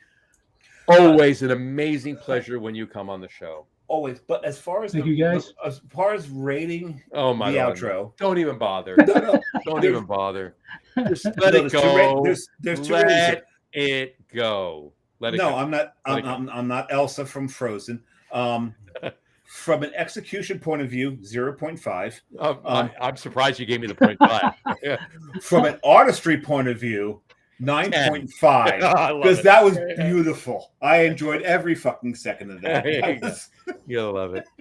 Anyway, thanks for following along. Have a great rest of your week. Have a wonderful weekend. Once again, Marty, thank you so much for coming on. Marty, Thank you, gentlemen. Thank you And for having we're me. gonna talk after this, and obviously we'll set the February date to announce the 2026, Yes. 2025 inductees, 2026 inductees. 2015. Yeah.